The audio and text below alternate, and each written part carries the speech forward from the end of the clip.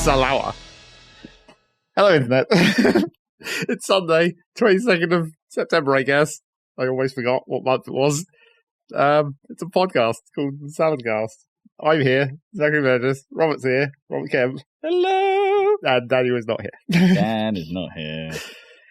Dan is out doing... I've forgotten what he's doing. He's doing something. I think he's doing something vaguely interesting. Something more important than recording a podcast on a Sunday. Yeah. But in fairness, you might argue I might have been until... Yeah, in fairness, we're barely recording this podcast, apparently. Yeah. It's been a busy week. I did a 10-mile race and then went to Amsterdam the following day. That was mad. At least you got to sit down for some number of hours in the transition of going to Amsterdam, I guess. I suppose, yeah. There was some amount of legs not needing to be active, which actually probably made things worse, thinking about it. It was kind of fine while I was still moving on Monday, and then the moment I stopped... Was it a flight? It was a flight, yeah. Because that's probably not actually good for your veins, is it? Low pressure. No, someone I work with actually got DVT the other day, so, you know. Not from Amsterdam or any of that particular thing. That happened before it. But yeah, that's a thing. It still exists. We haven't solved that problem yet. Solved it, no. In fairness, weirdly, he apparently had DVT before he got on the flight. Well, sure. I mean, some people just get that. Yeah, it's susceptible. I mean, let's be honest, we're probably very susceptible to it from sitting in front of computers for large periods of time in our whole life. You'd think. I mean, you're getting less so with your running. That should help. You'd hope. In theory. It is making my back feel better, so I will talk about how my back is less painful these days, thanks to potentially running. I can tell you that I definitely have fucking terrible circulation in my feet. In your feet? As you can tell by the fact that my feet get really cold sometimes at night. You see, mine used to be like that. I used to have the coldest extremities known to man. Yeah. But I'm all right now. Yep, that'll be the running, probably. Yeah. I'm all right now. Just got this huge A-button callus to get rid of on my thumb. Gamer injuries. Yeah. It's massive. I haven't had the one on my little finger for a long time now. Actually, it still feels slightly different, but it's not, like, noticeable any longer. I mean, I've had it since I was playing Celeste, and I just can't get it to go. Like, look at how gross that is. That is a bad one. It's bad, man. It's because you're hitting it with the angle of your thumb, where the skin is already slightly different. Yeah, it's on the crease. You're not on the padding. Like, if I bend it, my thumb now doesn't crease where that thing is. You're holding the controller wrong. I know. Well, I've been trying doing it wrong. I have been trying to shift it so like it's less on the thumb crease. And as we well know from all of our YouTube videos, Rob is the master of clench. I am the master of clench. Yeah, I feel the moment of the game too much, and so it expresses itself through my hand muscles. And you can routinely hear it through voice chat. You can hear Rob playing games via the power of his sticks making noise. And falling off the sticks. Yeah, and that. That happens. Falling off the sticks until I say, I got it on Rocket League Chat. Yep. It's quite the fall, in fairness, because it means I've had to hit it twice. Yes, it's like a double clench. That is weird. So yeah, I wouldn't hugely recommend, well, unless you do it a lot, in which case you're probably used to it, but doing a run, then having a bit of a rest, then spending all day on your feet at a convention, and then having a bit of a rest. Because that second rest was worse than the first rest. It was like I was hurting bad. But I conveniently booked a day off work for that. So I could just be like, I'm just going to casually sit here. Okay. So 10 miles is hard. But not as hard as I thought it was. No, well, sure. 8 miles was fine, as it turns out. Those last 2 miles, what an arse. And well done to everyone who was running Great East Run today. So I went and cheered a few of you on. I guess we've already got like another 5 years and then you'll do a marathon. God, I'm still not sure I'll do a marathon, but I'm probably going to do a half soon. I think I'm ready for a half. Well, that is only 3 more miles. Yeah. Technically. Only. Every mile hurts at that point. Oh, yes. I think I'm ready. I think I'll do it. Broken Rob. Well, there'll be new levels of Broken Rob.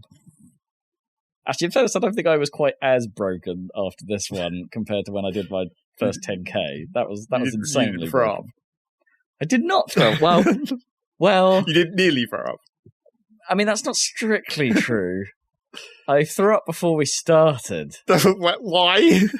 I'm not quite sure. Like, I think this is Justin's fault, my mate Justin, who took us to have a McDonald's. He wanted an egg. Immediately before the run? Well, not immediately. We were getting there pretty Okay. early because we were lifting someone who was marshalling, so they had to be there early to sort themselves out. So we were just hanging about for a while, and he was like, "I'm going to get so hungry before we actually get started. I'm getting an egg McMuffin," and I was like, "No, I'll be fine." Until we actually pulled up at McDonald's and was like, "Oh, you know what? That smells pretty good. I'll have a McMuffin." And then you threw up for it. That's apparently not good. Well, it wasn't a full vomit. No. It was like just a little bit in my mouth. Enough to feel chunks floating around in there, but not anywhere convenient, so I had to swallow it back. Well, that's fairly significant. It's gross enough, yeah. That was that was before the race and even begun. While we were walking to the start line, I'm just sort of sitting there going in my mouth. It's Great. It was pretty. But the moment we started, I was fine. The queeze had passed. The queeze, and that's the worst I've had it for a long time. I used to get the queeze a lot, like almost every. Weirdly, before runs again, like the walk to a run before I get queasy. The anticipation. Or last night's McDonald's, I'm not sure. I'm not sure if it's entirely always tied to McDonald's. No. I can't prove any kind of food pattern with me. And vomit. there's no hard and fast rule. Did wonder for a bit if I had some sort of IBS going on. Okay. But then every time I think that, it sort of goes away for a bit. It's like, oh no, it's like it's been spotted. So it disappears. It's like some kind of weird placebo effect where you notice it and then it's like, no, it's fine. Yeah, exactly. Like Shepard saying they've seen us, and everyone going, "Oh, we better get out of the way." Shepard's seen us. They've seen us. So I had one less queeze. Yeah. On a scale of queeze, one less. Whatever the queeze scale is. Well, vomit leaving mouth. It's obviously the top end. Is clearly one more than vomit in mouth. Only one? Only one, yeah. There's no gradation to that scale in between those Well, no, two. because like a little bit coming out would be one more. Like you could have a Would it, lot though? come out, and that might be several more. Oh, okay. There'd be like volume out. I feel like this scale might not be a straight line, though. No, probably not. What, like if there's multiple, if there's multiple different tiers after the vomit has started coming out, then that like what? There's only like two options before that, isn't there? It might be like a tiny dribble, as opposed to like. Well, I mean, projectile must be a few levels higher than just coming out. I don't know what the strict difference is between a lot of vomit and projectile vomit. Really, it's like more or less the same thing, isn't it? I thought projectile like it had to like have an arc to it. Like if I angled my head up 45 degrees, sure, but like. Isn't that only just because you'd be in that position that would happen? Like, do you really notice the force of your vomit when you're vomiting downwards? That's a good point, actually. And it's quite, yeah, it could just be entirely gravity at that point. But there must be a reason why there's just vomit and there's a whole other phrase, projectile vomiting. Well, I mean, I guess it is possible to vomit not sufficiently for it to become projectile. Like, if it's a small amount. It can just leak. In the same way that in medical terms, you could describe a form of diarrhea as volcanic. I don't know if that's. I don't know if that's a medical term. At the very least, it was in like a school textbook, so I don't know if that counts. Great school textbook. Yeah, well, in fairness, that's many, many years ago now. And that excuses it. Yeah, it was acceptable in the 80s, as the song goes. I wasn't in school in the 80s. Well, you were for like. Maybe some 1 year. Some form of preschool, yeah. Maybe, yeah. It was acceptable in the 80s to have volcanic diarrhea, apparently. We're past that now, though. Society has moved on. Yes, now let's move on from that terrible bit of the vomit cast. I want to bring up the return of the most important section of our random section. Kitchen Bitchin? Yep, it's Zach versus Kettles. Oh, God. What's happened to your kettle now? We're back. I thought you had a good one. We did. And then it broke in a specific way that's not related to the actual kettle part of the kettle. The button to open the lid jammed. Oh. So it's like, apart from that, it still totally works. But you just can't open it. But you can't open it. So like, you just like use the spout? Yeah, for a while we were putting the water in the spout, but the trouble is that that's just going to lead to limescale build up because you can't get all the shitty limescale that's in there out that gradually builds up over time. So it's like, okay, we have to get rid of this kettle, but not like immediately. So we had it for like a month more after that. Could you not like find a way to fit? You know, you're a bit of a mechanical guy. There's not really anything to do. Like I tried wedging a knife in under the lid and seeing if I could just lever it open to see if there was something to fix, but I couldn't even get it to pop up. Oh, you don't know where the catch is. But it's like the button you push down and then it must like withdraw a pokey thing, the bit that attached it, but it just like the button doesn't even move at all. So it's completely locked up. Oh. And now you can't get anything, couldn't apply enough force to the lid to get it open without presumably just breaking the whole thing. Sure. So that kettle died eventually from that, but not from like the kettle part of the kettle. But then when I come home to see a new kettle, which is of course a very shiny metal cylinder, and I'm like, do you not remember what happened last time? Why we had a white plastic kettle that we swapped for one that you bought for the charity shop because of the previous one. And it's like, the answer to that question was no. They didn't remember. But then what happened was, I came downstairs later on, the front door to the front room was open, I made the first cup of tea I'd made with this new kettle, and I hear from behind me the door to the front room being closed. Right, yeah. And to which I have to just walk over there, open the door, lean through, and just be like, I told you so.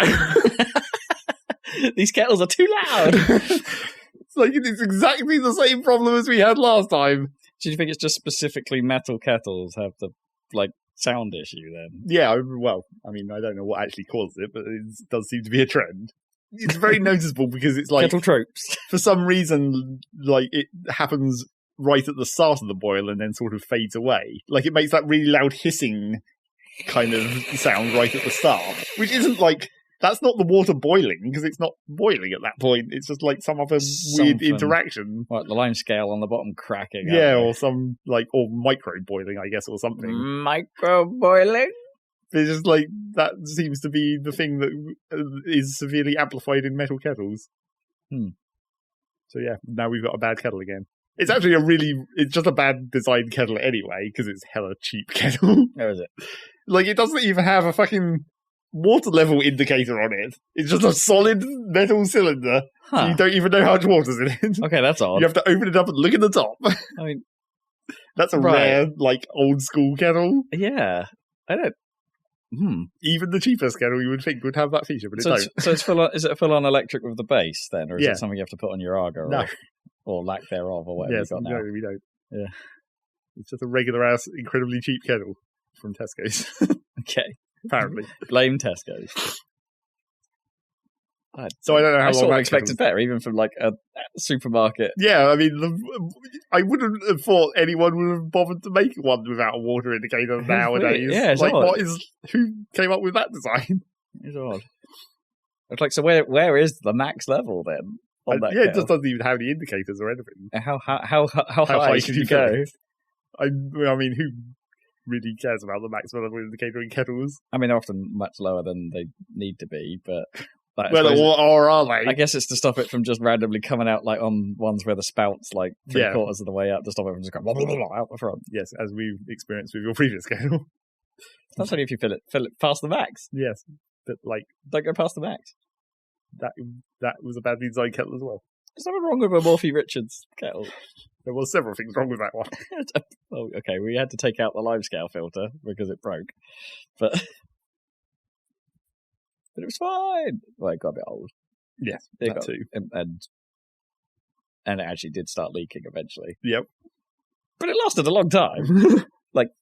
Like too long. Like 6 or 7 years. Like you should have got rid of it way before it reached that point. It was fine. Did you ever pass judgment on the cast on my new kettle? Yeah, I think we did. My more vertical kettle. I mean, yeah, it's metal and it's red, and like the old one, but different shape. It's marginally less bad. Okay, I'll take it. It's got a light on the power switch. I mean, now. The shape definitely helps. Yeah, it is a nicer shape. It's a much less bad shape for pouring. Yeah, well, I think aesthetically I preferred the last one. Like the sort of triangle. If you want triangle. a triangle-shaped one, you have to get one to just put on your gas stove and just do it old school. Yeah, I suppose. Get the whistle out. Man, that used to bug the hell out. We used to have one of those when I was growing up in Needham. That's how Mum and Dad used to do kettles. They used to just put it on the gas stove. And this is how old I sound right now. Well, it's only on a gas stove. It's not like my one where it was on an Arga. Yeah, that'd be bad. But it's just... We've still got that kettle, though. Yeah? That's our emergency kettle in case the power goes out. Except now... Stick it on gas? Yeah, now it's gas, so it doesn't really matter if... Well, I guess... No, you could light it if the power goes out. Yeah, you just match it. Well, it depends how the... Depends how the lighter is actually attached. I don't know how that oven actually works. It's probably not like a barbecue one, right, where it sort of powers itself through friction.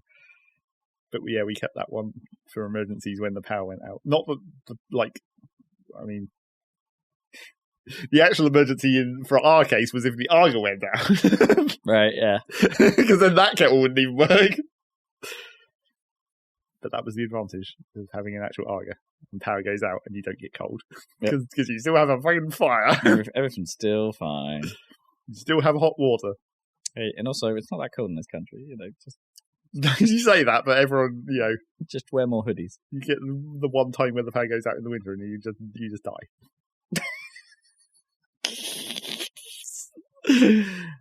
Sleep well. Yeah. Sleep well, Britain. This is actually going to kill you on a cold night. You just die. Kettles. I'm still continuing to be annoyed by not related to this, even in the slightest, and this is like hella old news, but like I'm still really annoyed by how incredibly terrible our hot water pressure is. Still? With our modern boiler or whatever. Right. It's still the same as it always has been. I mentioned it before on the podcast, but I'm still annoyed with it. But ours is, we've got modern kit in this house and it's fine. I don't understand how it's how do you take the water pressure that we had before, which was great, and make it bad somehow? Even on the cold tap, it's not nearly as powerful as it used to be. Wasn't your old system almost entirely gravitational as well, because of where the tank was? Well, I mean, sure, it had the old school tank in the attic and all that stuff, yeah. But not even that. Well, if you assume that the gravitational pressure, it had to be coming out of a pipe enough to create that pressure in the first place. Sure. Yeah. So it can't be that much worse. Yeah, it's older. We did have a pressure problem here for a bit, but then it took us ages to figure out. It's the stopcock hasn't been fully opened. Yeah, I was thinking about that as well. Maybe I should just check our stopcock. See if they didn't fix that properly when they left. Yeah. Or I think we turned the water off at one point for something else. So maybe that didn't get done properly. There's all those little annoyances in our house where it's just we're never going to fix this, are we? No, probably because it's expensive. Well, it's not really as expensive. It's more just it's inconvenient, I guess. The one of the taps in the downstairs bathroom is just you can barely even turn it on, and if you do turn it on, it's very impossible to turn it off, especially when your hands are wet. Right. So that tap is just that might as well not exist right now. It's basically non-functional. I don't even know if they ever fixed it, but I remember my mum's place, their hot water tap would never work because it had the faucet would just... No, I remember this tap. It would just turn and click weirdly and not move. Yeah, the handle, I guess you'd call it, of the tap wasn't attached to the actual screw bit that turns the valve. I think it had been worn away or something, like a top on a bad tub of mayonnaise or something. It would just keep turning and not actually go anywhere. Yeah. Just it wouldn't screw properly. It's they had that thing for so long. I think they've replaced it now. You would hope. But so we've got the problem in the kitchen that we've just never got around to actually solving. Whereas your whole tap rotates. The whole tap moves, yeah, which is really annoying. That must just be tightening it up, yeah. But on the other side of the sink. I don't think we have the right tool though, because it's a weirdly big thing around the entire thing. Yeah, so you need a friggin' enormous spanner to get at it. And also, it's tucked behind all these other pipes. Yes, that is a major problem. Yeah, so it's a real pain to actually get to. And, of course, behind the actual sinks as well. So, you've got to get up there somehow. And you've got to take all the shit out from under it. Well, yeah. So you can actually get in there properly and get the angle. Yeah, it's a pain. So we've not done it. Yep, so it's never going to happen. Could be bothered. It's not too big a problem. I mean, that it's getting worse though. It is your major problem. It might become a big problem. I suppose that's true. I think it's only the pressure holding. I don't think it's like the tension between the actual pipe and the tap fitting. It's just how it clamps to the sink. Mm.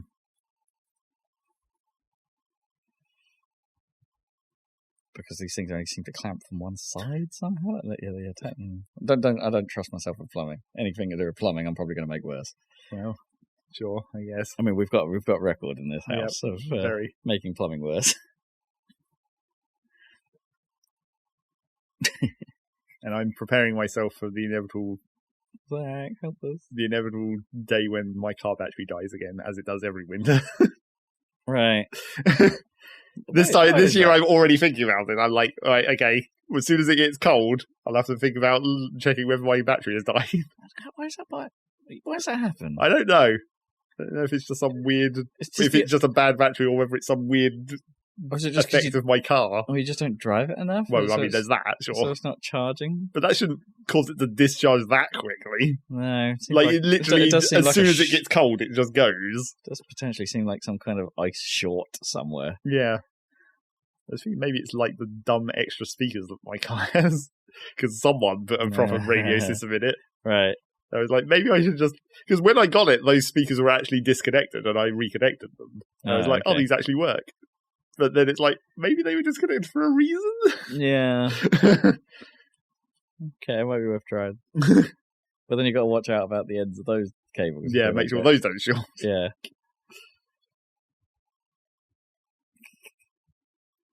And I also don't know how noticeable those speakers even are. Like, they definitely work, but I'm not sure, especially from the front seat, because I'm usually the only person in my car. I'm not sure it's even noticeable, really, whether they're on or off. Oh, right. So they're like parcel shelf speakers or something. Okay, right. Because I'm pretty sure that was all I had in the Mini, wasn't it? It was parcel shelves when I had my Mini. Like that. Because there's not really any ever space to have speakers in the Mini. I only had parcel shelf speakers.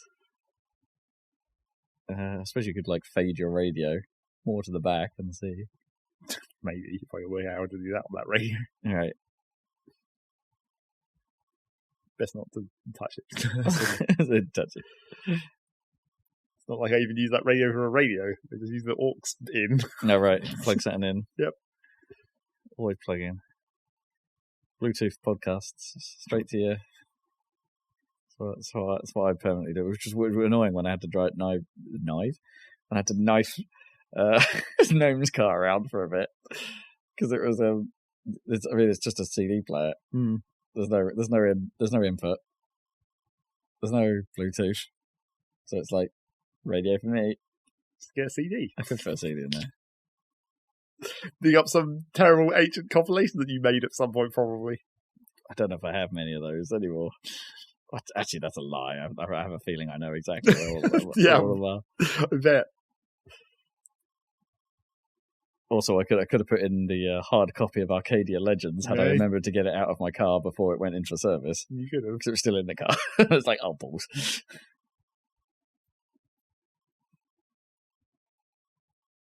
I feel like shameless plug. The time has nearly come where, I need to rediscover what's on the cassettes that are in my drawer. Oh, wow. Okay. Because there's at least one in there.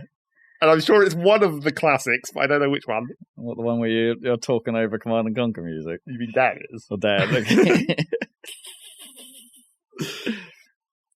That's one of the classics. What do we want? That's what we want. And I think I might also still have the tape I made of your music.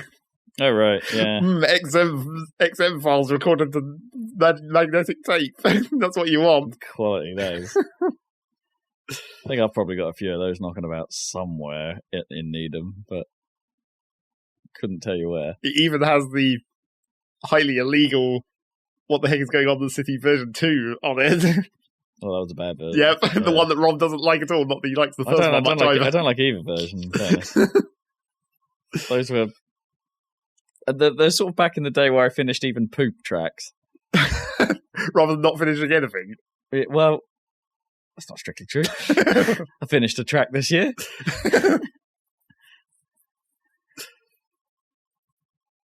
It just takes more work now. I'm more of a perfectionist now. Yeah, that's true. And also, my skills have improved, so it takes time now. You then also can't make tracks under 5 minutes. Is the other problem. Well, I don't know. The last two, I think, came in under 5. One before that, probably not. But I think the last 2, maybe 3 I've worked on have come in under 5 minutes. It's been good. Well, some of them had to though, didn't they? It's like you got to cut that down for because someone else is analysing this. It's not just whatever Rob wants. I suppose. Yeah. Well, actually, no. The stuff I've done for OC Remix, if anything, I sometimes have difficulty making up the length for those. Because when you're dealing with a little bit of loop or a weird thing you're supposed to interpret into music, actually coming up with that is kind of tricky. Actually, the last thing I did, which is, I don't know if we're allowed to talk about it yet, but I suppose it's on a public Discord, but if you know where to find it. But yeah, the last thing I was working on, that was a more casual track, a bit more me, I suppose. It was one of those where I ran out of ideas halfway through. So we had to have a mid-bit and a weird ending. It wasn't standard Rob procedure. Actually, no. Standard Rob procedure is changing a bit in that it's no longer a mid bit; it's a completely different second half. Well, I mean, that's what the mid bit evolved into. Yeah, it's all mid bit now. The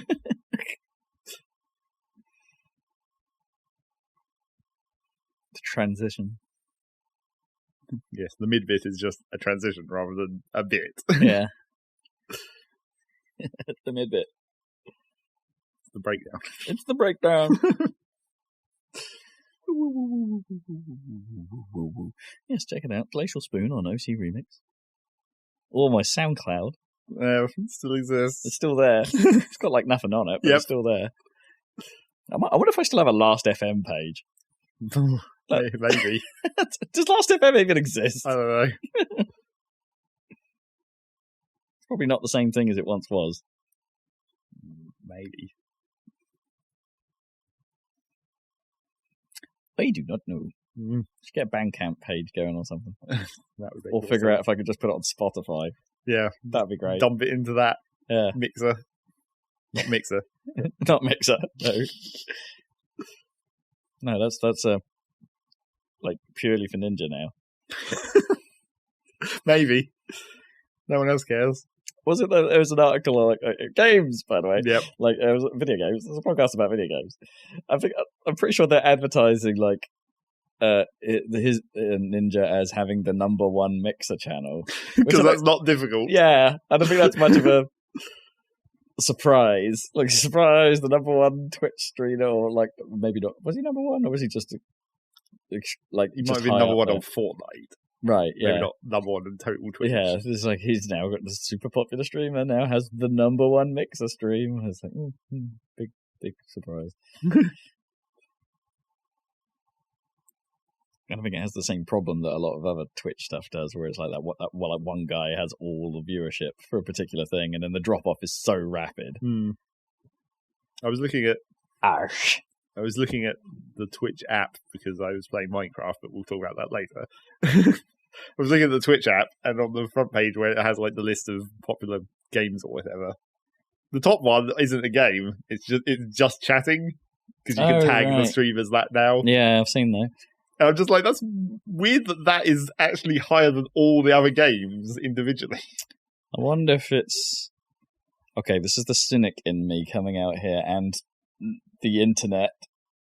I wonder if it's hot gamer girls just talking. Well, I mean, sure, that's some percentage of it. I mean, I'm pretty sure that'd be a huge percentage of it. But the thing is, because the internet is creepy. If you look in the actual the full list of those tags that you can put in Twitch, there's a lot of even more specific ones than that. like just chatting is like kind of a real general one. There's much more specific versions of that, and then even more like subtle. There's a category for like coding. It's like if you're doing live coding, have the coding category. Yeah, because a lot of game devs will actually do sessions like that. Yeah, okay, that's cool that they're supporting music making or whatever. Or there's a lot of like live drawing ones. Like like the CEO from DC Comics does a Twitch live stream or something now of him just drawing stuff, and it's like, okay, that's actually pretty cool.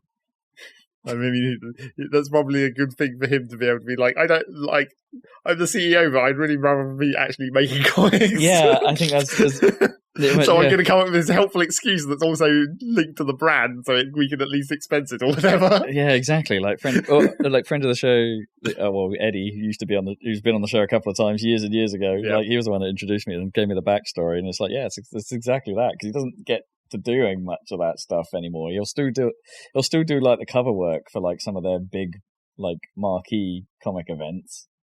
Like, so he'll do just the big cover picture. But like for the most part, yeah, he's business now. So like this is his outlet at like 4 a.m. or something US time, so he doesn't interrupt anyone, like, or doesn't annoy his family or whatever by like locking himself in a room. I don't think like drawing would annoy people that much. No, but I suppose like the just whole close the door. But I suppose like talking to Twitch would be the part that would be annoying. Exactly, yeah. You've got to be slightly engaging to the audience, just slightly. Yes, just slightly. And here's a nose. Drawing a line, drawing another line. I think here's the thing they were saying, like, he has a tendency of like getting quite far into a drawing and it being pretty good, and then just throwing it away and being like, "Nah, I didn't like that one." No, I mean, like artists that's do. what you can do, and the rest of it, and everyone else is all like, "Well, just screen cap it and finish it yourself." Yeah, I guess now you've got a trace. Get a colorist in. Sort it out. Paint by numbers. Live paint by numbers. Yes. So there's that. News, I guess. News! Since we were talking about kind of news. Really old news at this point. That's way before the last podcast even. I guess. That happened. News. What's the news then? What's going on? God, it's been so hard to remember. I did remember the one thing. I don't think there's been a huge amount of interest. Well, no, but like, I feel like the news happened immediately after the previous podcast, and then it all overwrit each other in my brain again, as it always does. Yeah. And when there's no news in the second week, it's even worse than if there is news in the second week. It is harder, yeah. So anyway, I guess the main news was the government. Was the government? The government happened. Or not happened. Well, yeah, technically not the government yet. Yeah. It's only a committee. Well, the government's just sort of not happening at the moment. Well, that too. Hasn't been happening. Yeah. It's also not literally happening at all. So, the Digital Commission, whatever, media, I forget what that even stands for. Oh, God. Digital Committee, no, something committee for digital culture, media, and sport or something. Yeah, that's like sports is weirdly lumped in there for some reason. And sport. it's just like, oh, there's lovely stuff and sport. I mean, is the digital part of that like also over? Well, I don't know, does that mean digital sport? I don't know. Yeah, I don't know. Is it literally talking about like FIFA and stuff, or pro gamers? Yeah, I don't know. I think it's like digital culture. So it's like as if digital is just a thing. I don't know if culture would be. I don't know what the topics this committee actually covers in total. But I guess they're just a think tank, right? So it could be anything. Sure. It's like, what are we doing today? I don't know. Drugs are bad. It's culture. Maybe. Drug culture. But anyway, what they've been looking at recently is the whole lootbox thing. We've talked about several times previously, bringing forth the classic surprise mechanics and ethical loot boxes and all that stuff that EA bullshitted about before. And strictly whether it's gambling or not is what these guys are looking at. Well, kind of, I guess. Yeah, the sort of gambling side and the ethical side. So yeah, they've been through all their interviews and made some kind of conclusion, even though, as is, as was very clear through the whole thing, no one really has any hard evidence of anything. No. Or like, and the sometimes when it seemed like there could be an opportunity to have any kind of evidence, it was like the companies like EA being saying like, "Oh, this is all proprietary information that we can't reveal because we have all this data, but we can't tell you," which is not helpful. No, not helpful for making any sort of case. But anyway, what that basically means is we've got all of this data and it's bad, so we're not going to show you. Well, that's what you assume it means, yes. Yeah. But then the conclusion they came up with was don't sell loot boxes to children. Of course. Which, I mean, good, I guess. But what they actually said was like it should be regulated similarly to gambling. Well, they said don't sell loot boxes to children, and loot boxes should have the gambling tag on whatever rating piggy or whatever system that you happen to be using. Oh, right. So they'll actually like just straight up call it gambling. Yeah. Interesting. Because of like, oh yeah, because I remember reading some of the stuff about this because they were like, hey, so in some cases this can demonstrably be converted to cash. Well, I mean, therefore that's gambling. That is always the trouble though, because there's like all this cashing out situation. But they did have a couple of people come in and do like their interviews where doctors of whatever psychology were basically saying like, the cashing out argument is kind of less valid. Like, perceived value is value. Right, yeah. Just because you can't get literal money out of it, that doesn't mean the things you're buying out of loot boxes are worthless. No, true. Like, value in the non-economic sense is a personal judgment, right? It's subjective. But for addictive personalities or whatever, perceived value still counts towards that. Yeah, absolutely. It's like, I really need that shiny. Yeah. It's like, I need it, man. It's like, suddenly that's super valuable, despite the fact I could probably find it for 20p somewhere. In theory. So yeah, that's what they said. And then the Church of England turned up like a week afterwards and said, yes, we agree. So, as Jim Sterling put it, Jesus is against loot boxes. Amen. Motion passed. Yep, that's about as... I mean, if the Church of England have even perceived this issue at all, then I guess it's quite severe. I mean, there's a certain element of, we heard this was a controversial topic. We as the church need to be seen to be... Sure, but it's not even like, in reality... Down with the culture right now. Well, in reality, it's not even that big of a controversial topic. I mean, gaming is relatively large, but not, the largest sphere still. And it is a very small, like, corner of that even. I mean, I guess Fortnite is the thing that everyone is aware of.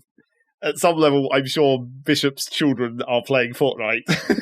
And so they kind of become aware of that the same way as Minecraft happened. I guess, yeah. But then a lot of those, young priests probably grew up with games now. I guess. Starting to get there. Yeah. That's still the thing that I always think about because whenever someone says like gaming is the biggest entertainment industry or whatever, right? In like terms of money or however they're classing that. I mean, but it may be in terms of money, but I'm not sure it is in terms of like what's the word I'm looking for here? Like sort of like cultural knowledge, I suppose. Yeah, like that's cultural behind. Presence. It's oddly not there yet. But also, when you actually think about like sales numbers for games, it's like if a game sells 5 million, that's pretty damn good. And that's not even like very, very much population compared to the entire population of England, let alone the whole world. Right. Yeah. It's still a tiny, tiny amount of people. Mm. And yet somehow they're getting that much money off it from the Wales. From the Wales. Probably from Wales in Wales. Yep, clearly. So anyway, that's what that committee had to say, and they also said the government, then they recommended the government basically says something. They said, oi government, we've said this thing, now you need to say something. So maybe if Brexit ever fucking happens and we get out of that whole problem, then someone will eventually say something. I guess, yeah. I think there's going to be a whole lot of other stuff to deal with before they come around to loot boxes. Yeah, exactly. It's nice that this committee said the thing that we all wanted them to say, essentially, but it's kind of, we're in not a great time for government to actually do anything about it. Yeah. Think how much we might have got done. But isn't that like every government ever? Yeah. Think about how much we could have got done if this other big thing wasn't if there were all these other problems happening. Yeah. If we didn't create our own issues.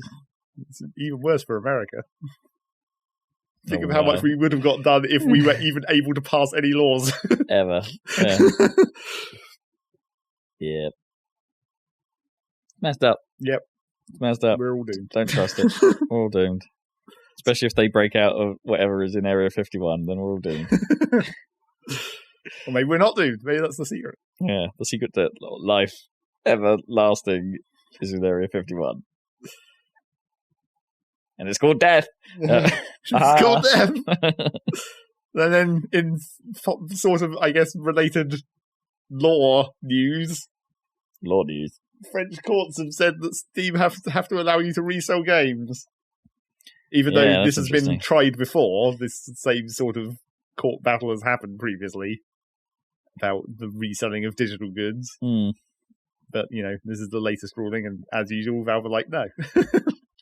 No, why do we have to? What about everyone else? Well, yeah, that's the first thing, but also, in general, they disagree with the concept, I guess. The concept? Well, just like... Well, but weren't they toying with the whole inventory idea? Well, yeah, the inventory thing came and went, kind of. Yeah. Like, they disabled some parts of that, the whole trading system, and toned it down. Which I actually still think is a bit of a shame. Yeah. But, like, the whole concept of reselling of digital goods, like, I saw some quotes about, like, what the actual laws are and, like, why it's awkward for digital goods. It's because, like, the whole... Well, I mean, I guess you could argue it's actually just not... It's not to do with the law, more to do with loopholes. Is, like, the whole Steam subscriber agreement is that even though you're not paying for Steam, it's still a service. And therefore, accessing the games is a service, not a product. Gotcha. So they're kind of exempt from the reselling part of the law. Gotcha, yeah. And isn't it always slightly odd with, like, I thought, like, video games and software in general, actually, is, like, even though you have the, like, this is why end-user license agreements exist. Yeah.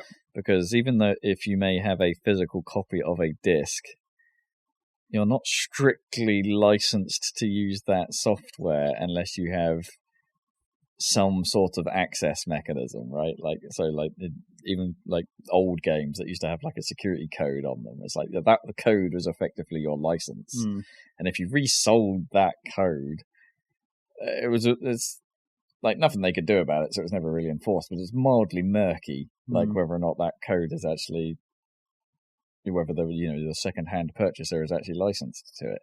And it's still, there's nothing they can do about it. If you own the disc for a console, for instance, they're not strictly licensed, but no one can do anything, so they don't care. But like, whereas with digital goods, they can do something about it. It's like the license is actually manageable. Well, yeah, in theory. Yeah, so like where I absolutely kind of it's super sticky. It's like a bit of me likes the idea of being able to resell digital goods because they're good and therefore should be tradable to some extent. It's like that's not really what you're dealing with. It's about licenses. It's about that kind of stuff. And also that would, like, why would Steam want to offer that? Like, it just messes with their model completely, because you could flood the market with, like, someone, people have got G2A, these... basically, is what we're talking about. Kinda, but... The whole key reselling issue already exists, just it's even more dodgy than but once you've claimed the key, you can't, unregister your key, right? So it's not quite like that. But if you could unregister games from your list, like say you played something that was poopy and you're never going to play it again, and you just unregistered it and put it up on Steam store or whatever, it's like, what's to stop people from buying that and not the actual game, unless you come up with a whole new suite of rules to be like, oh, okay, if you're reselling games on Steam digitally, the cut that you and I would get would probably be like a tiny, tiny portion, because they've still got to give some of that money to the publisher, right? Because that's the thing. Because it's like, well, yeah, like, I mean, and if you do allow that and you don't give anything back to the publishers, it's like, why would publishers use your service? They would just go to Epic or GOG. I mean, the way that you'd have to do it would be to do it like in a unreasonably consumer friendly way, I guess. Like, if you imagine the Steam like 80-20 cut or whatever it is, I forget what the number is, If you imagine that, and then basically you say like Steam take on a resold game, Steam only takes like 10%, and then the other 10% goes to the consumer who sold the game. Right, yeah. And like make it like that. So Steam is still kind of footing the bill for the resale, but then the extra 80% also has to come out of some other person's pocket. It's like, it's real confusing. And then also, how does the pricing market for that stuff work? Does it work like the Steam card market? I don't think you'd be able to have a market. I think you'd have to have it be a set like percentage of the original game's price. I see. But that's something that's either Steam defines, or would the publisher define? Like, maybe the publisher, but it would probably even have to be based on like the current sale price of that game on Steam.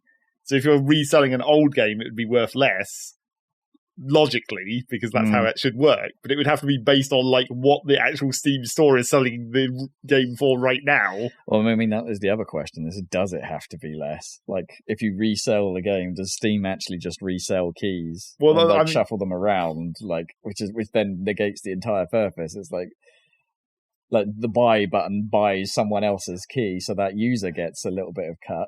But actually, what's going on under the hood is you're buying it for the same price. It might be invisible to the user, except for the person who put their key back up. I don't know if making it... It's weird. There could be all kinds of ways around this. Yeah, right? I don't know if making it it's like there's no reason for the concept of a used digital game to exist. But if it didn't, it might feel weird.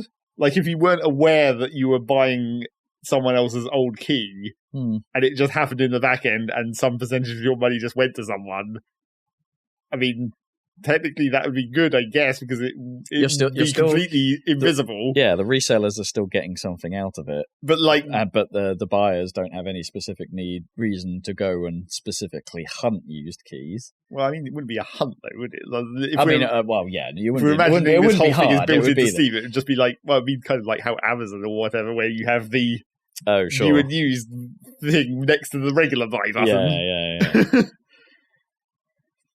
Sure, you could do it that way, but then there's no downside. Yeah, there's no the Amazon used side game. Doesn't have, I mean, I guess the only situation where that could be different would be in if they went the whole way of the weird multiplayer keys. Yeah, that's what I was going to go. Like the return of the online pass. Yeah. Which it's very much that argument again. If I would not be surprised if that returns if this ever gets off the ground. Yeah, I think they just have to not sell those kinds of games. Any game that or every game will just have an account now.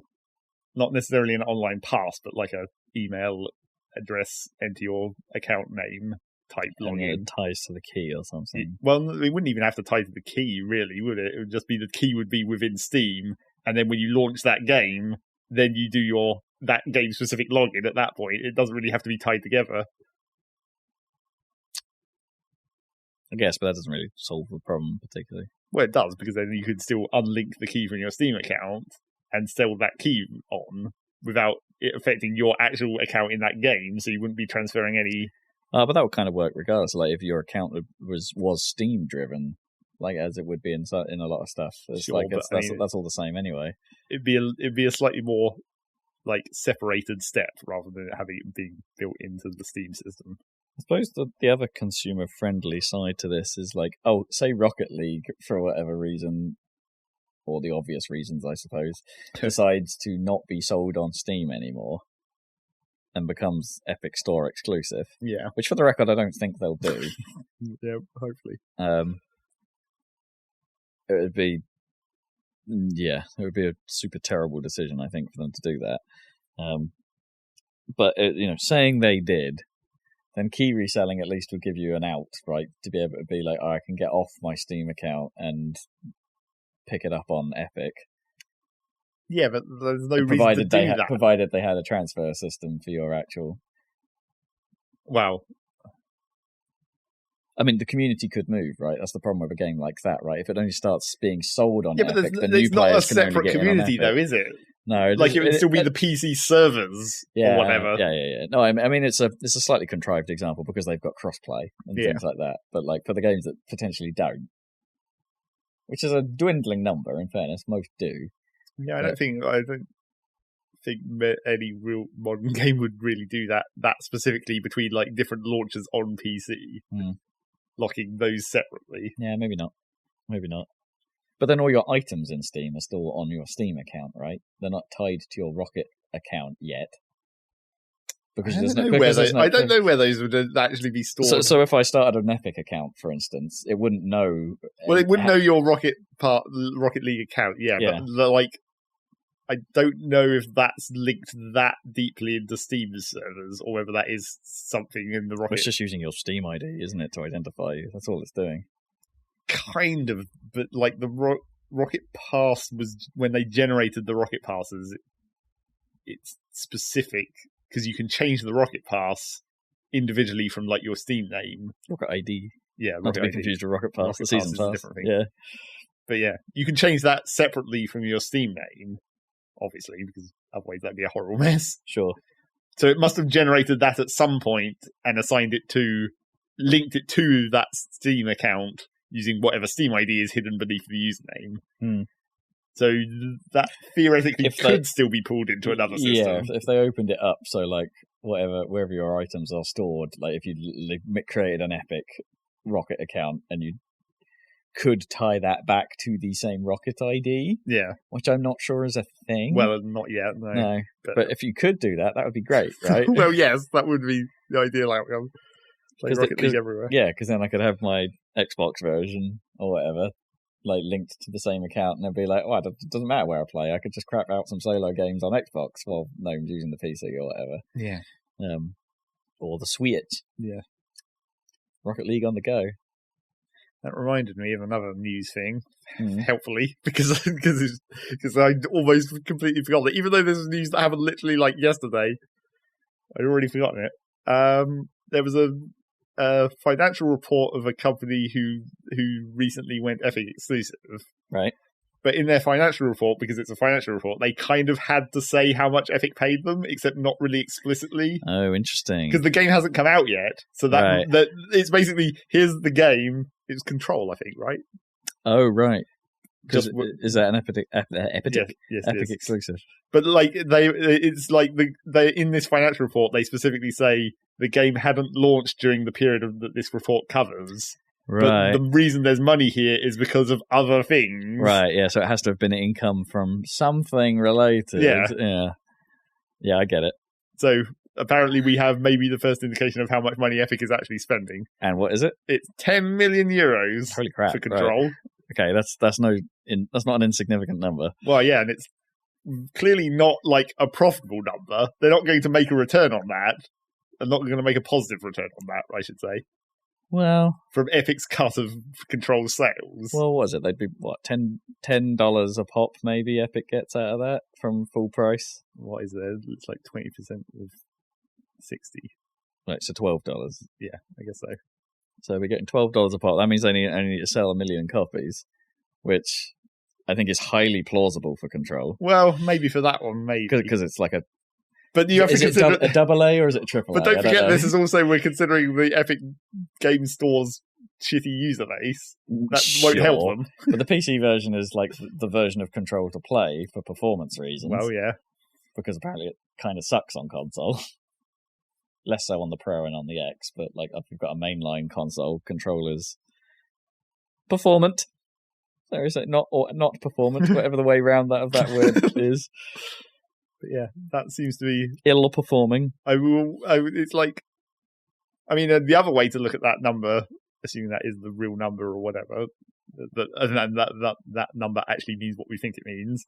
The other way to look at it would be because of the way that the Epic exclusive is a guaranteed amount of money based on sales data.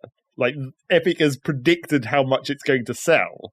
So what you could say is that's Epic predicting that Control is going to sell about 1 million copies. Yeah, I get maybe.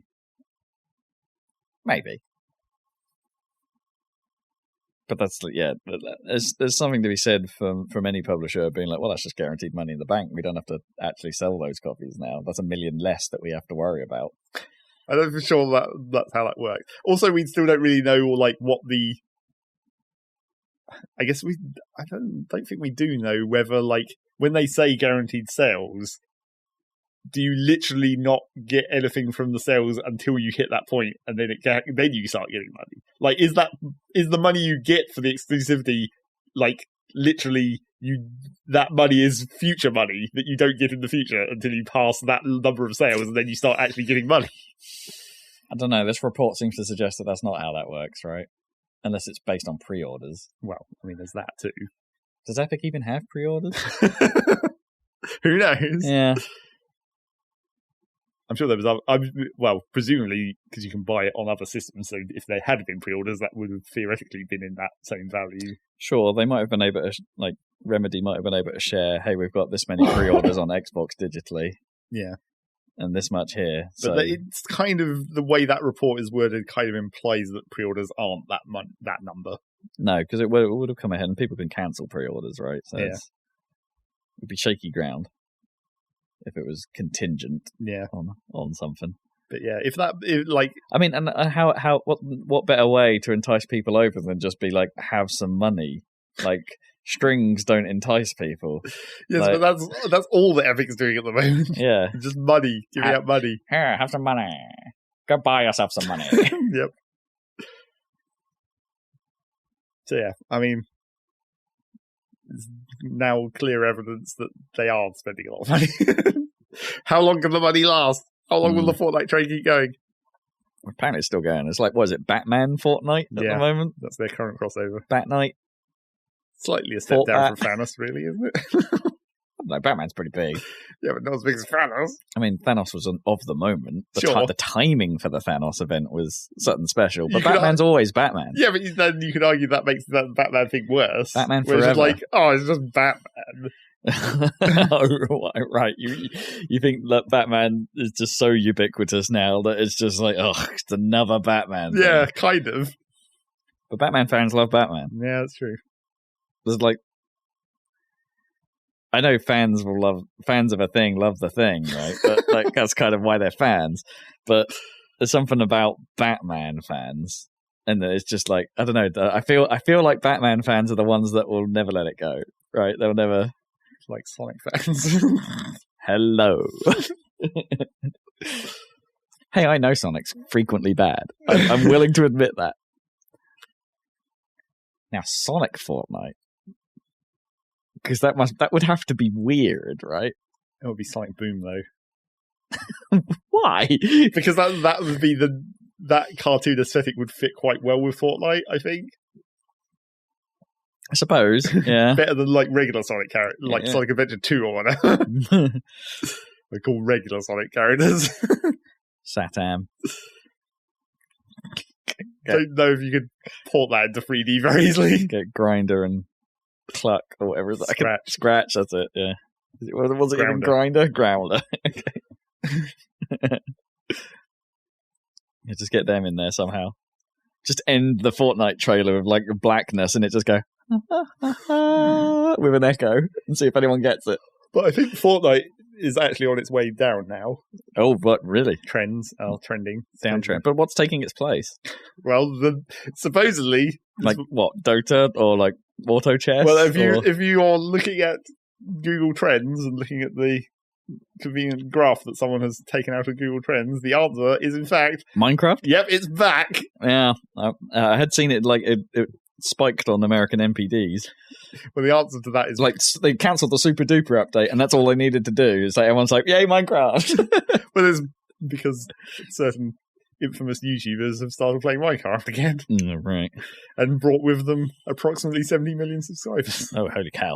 Okay. Well, I mean, surely not all of those are playing Minecraft, but you know what I mean. A lot of people are currently watching videos of Minecraft, presumably. Right. I gotta admit, I've been listening to quite a few podcasts where people have said, quite like to play some Minecraft again. Like, it's working. Like, YouTube, damn it, this is like influencers actually influencing. Living up to their name. Damn it. I was kind of hoping that wasn't a thing. Well, I mean, spoilers for what we're going to talk about later, but you know why Guild Wars is happening for Kippers at the moment. Oh, God. Kippers is not an influencer. No, that's not what I meant. But I hate to say it. Sorry, Kips.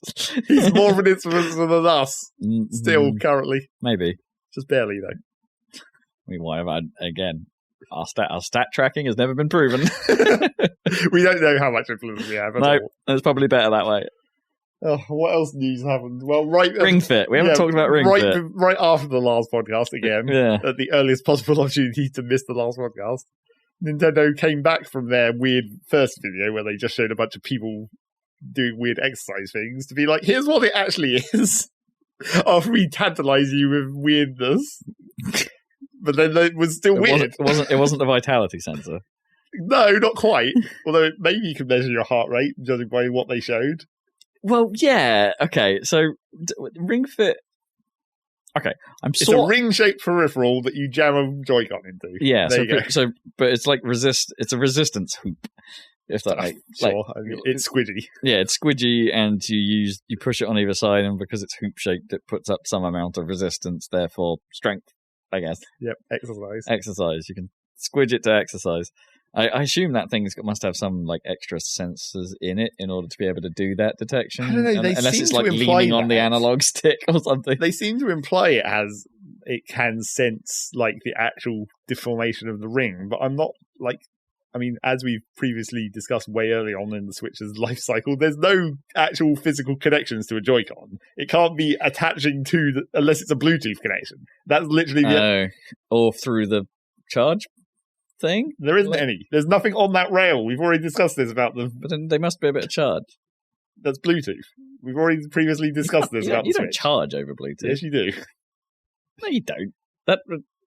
Or if it's not Bluetooth, it's at least inductive, which is not going to send any data. Right. Okay, that's the other bit. Yeah, it's not Bluetooth charging. It'll be like some kind of wide or QI charge or whatever it's called, or Qi charge. I've heard some people call it a Qi charge. I feel like it might be Bluetooth.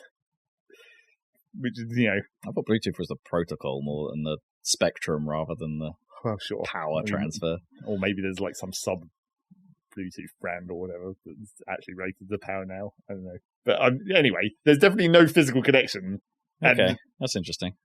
I mean, theoretically, the ring could just have a Bluetooth that just links directly to the Switch, and it could not have anything to do with the Joy-Con being in it. How does it know when it clicks to do the click? Well, maybe that's actually attached to the physical clicking. Like maybe there's a sensor on the actual bit. Yeah. But I think it does click before you actually go to the click. So I think it's probably just sensing that the Wii Remote is in the Joy-Con is in range. I don't know. I think there has to be something. I'm pretty sure there is. There has to be something. Look at the edge of your Joy-Con. There's no metal there, that's for sure. It could be under the rail. No, it can't. That's plastic. Be under the rail. Magnets. Well, yes, it could be magnets. There's probably magnets involved at some point. This is always magnets. But anyway, yeah. So I mean, if the ring does have some kind of sensing technology that's not like somehow exploiting the Joy-Con, then it probably just Bluetooths directly to the Switch. So if it does have some onboard internal electronics inside the ring, part of the ring, then I could see that being like that and not really being related to the Joy-Con. Okay, yeah. No, I think there has to be something in the ring. Like, I think there has to be. Because, I mean, theoretically, there are ways you could really badly sense the ring deformation using just the Joy-Con. But judging by the way they've described it, it seems to imply they're doing something more clever than that. Yeah, and what they're actually using it for. Like, they're using the Joy-Con just purely for gyro, right, really, in that thing. Yeah, assumedly. Although it is the one with the IR sensor, which they do show using the heart rate. Yeah, so the thing they put your finger against the IR sensor, and then it can detect your pulse, I guess. Yeah, I guess it must be. But the thing is like most heart rate sensors, like the ones you get on like smartwatches and stuff like that, they're optical in the sense that they rely on you shining actual light into your skin because light goes into your skin slightly. Yeah, and it's sort of to do with the red pigmentation, and that's how they figure it out, and that's why they tend to use green because of the way it like highlights that or something like that. Something like that. So does IR actually work? Yeah, I don't know. I don't know how far IR goes into your skin because I mean, at one point the Kinect was meant to be able to read pulse, right? Microsoft said that in one of their fitness things. Oh god, yeah, maybe when because it said it could look at your face and detect the pulse rate. Yeah, they did, or maybe that must have been just entirely pigmentation change, right? Yeah, like, just like you've got red cheeks. You must either be shy or have a heart rate going out of clappers. Like, because I mean, we assume that the resolution on the well, Connect at that range wouldn't have been good enough to actually like see. No, it wouldn't. But because Connect 2, I think, has a like 1080p camera or something, so it's it's not huge resolutions we're talking about here, let alone the IR part of it. But putting your finger directly against the IR sensor, I could see that theoretically working. Like, well, I mean, if it can detect your fist being a foot away, then putting your skin directly against it probably might allow for some penetration. I wonder if the Connect IR sensor would be able to see heat. I mean, that's what IR means, I guess. Well, it's a form of light. It's not strictly heat, is it? But it's like a... No, let's not get into the technical difference. Yeah. Of what heat means.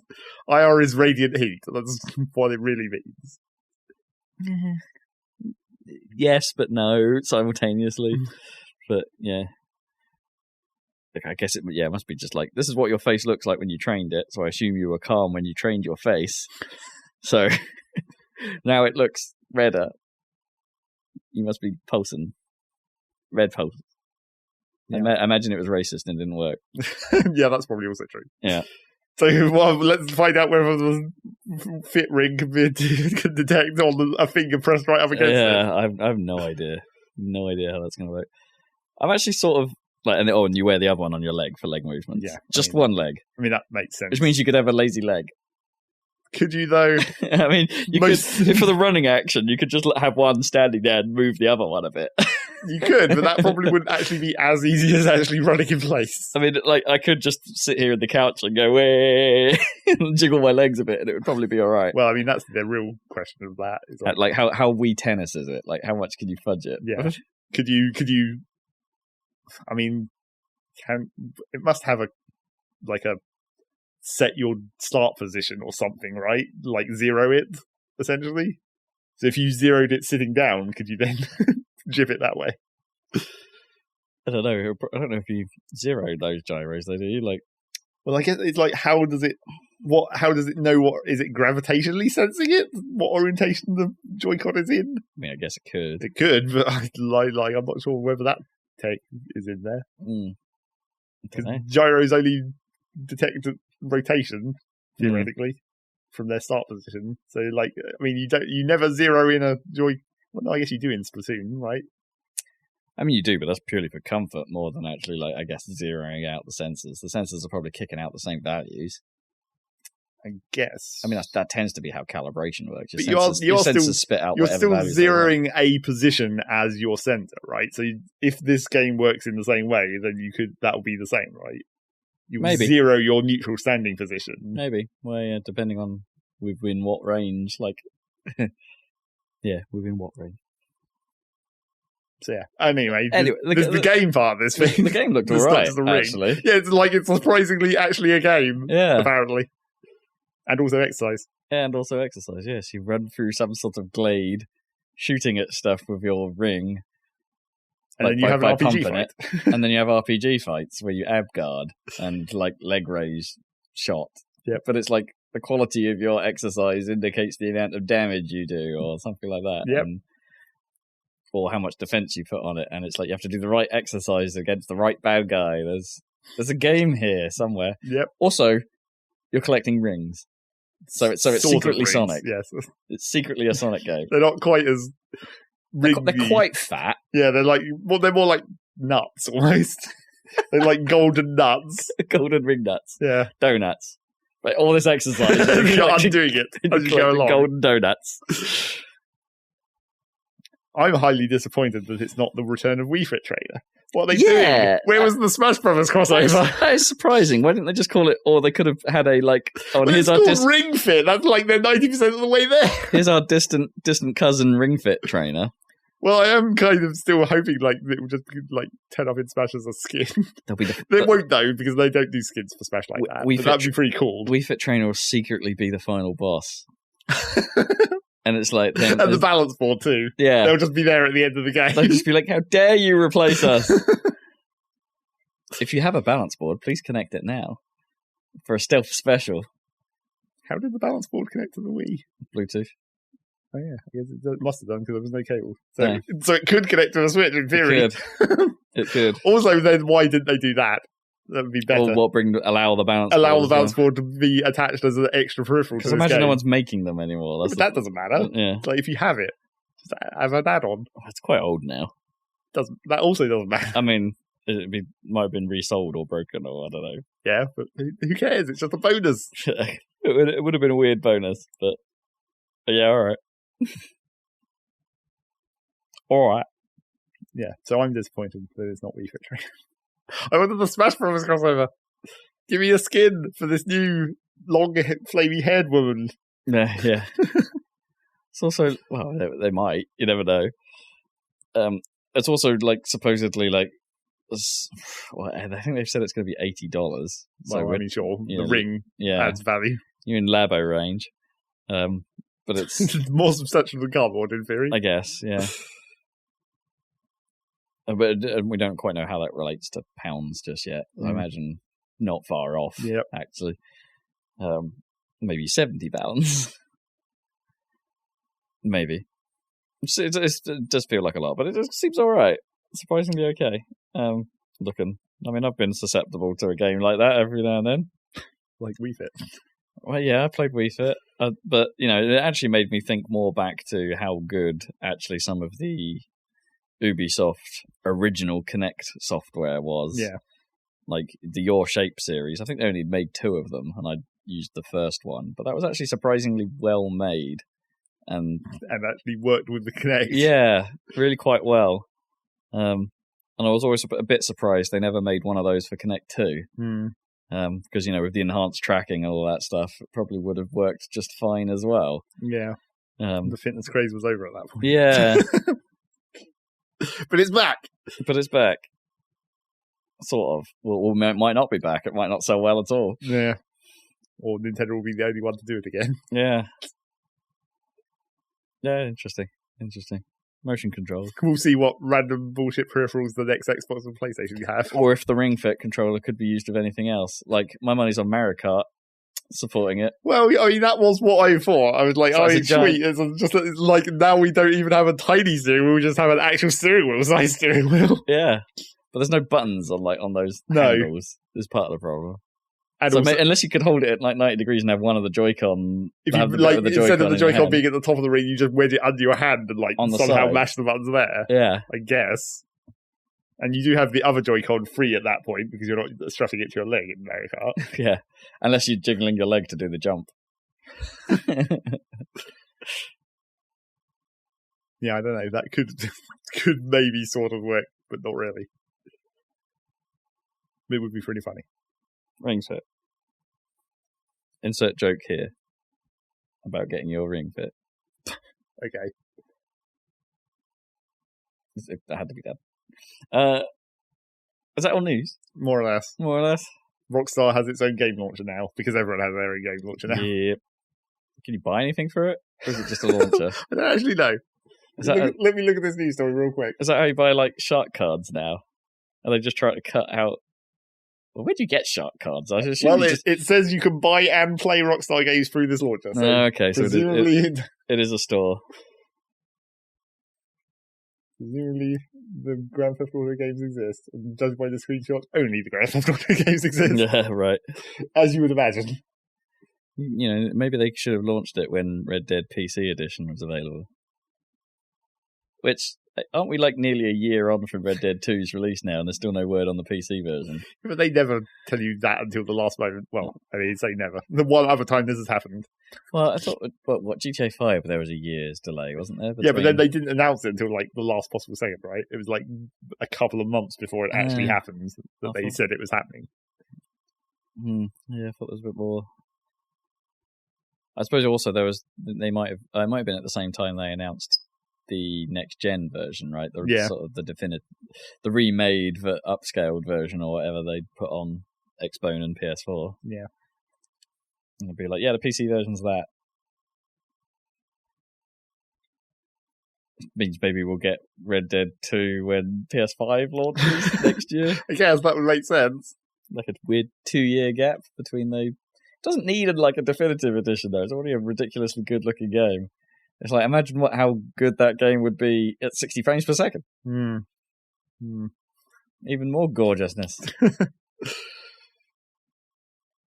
or gruesomeness, whichever side you take. Yeah. More dirt. So that's that. That's news. That's news. Games. Well, I already almost talked about 2 of the things I've been playing. I better carry on. While I examine this Joy-Con. Oh, you're gonna look at the rail. Long within range. I just realised. No, I've accidentally turned on. Stop. Oh, don't turn on your Switch. It's fine. I survived. So one of the things that I mentioned was Guild Wars 2. Guild Wars 2 is the in thing with kippers at the moment. And as I alluded to earlier, why he's in Guild Wars 2 is influencers influencing. Because apparently influencers be influencing. He told me that the reason he started playing it is because he had been watching a bunch of people on Twitch play WoW Classic. Right. And he was like, I fancy playing some kind of MMO. And so he played the one that he already has, not WoW, thankfully. He didn't go in for something new. He just went back to Guild Wars. Huh. And I was like, hell yeah, I guess. I'll come back to Guild Wars. I haven't launched it in 4 years, apparently, if judging by the number of birthday presents that my characters all got when I logged in. Jeez. So here's your 4th, 5th, 6th, and 7th birthday presents. Great. Oh god, my inventories are so full. Here's some more crap to shove in them. But they were always full, right? Yep. Because you played that game a lot. Well, sure. But for other reasons they were full as well, but not just the amount of time. But yeah, Kippers is in, Jammy is in. Oh god. So now Rolf has to get in. No. I've declared it. Don't make me. Do it.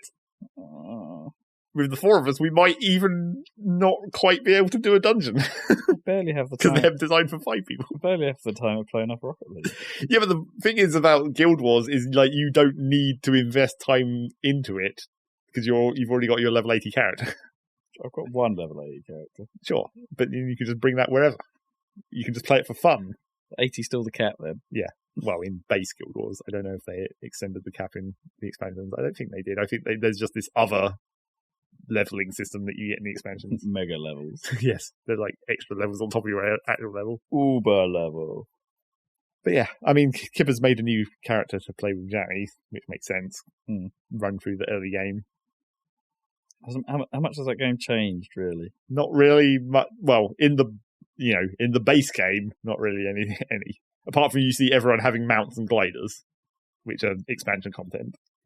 Okay, I'm gonna agree with you on the fact that this must be induction charged. Yes, there's no metal on that. There's absolutely nothing.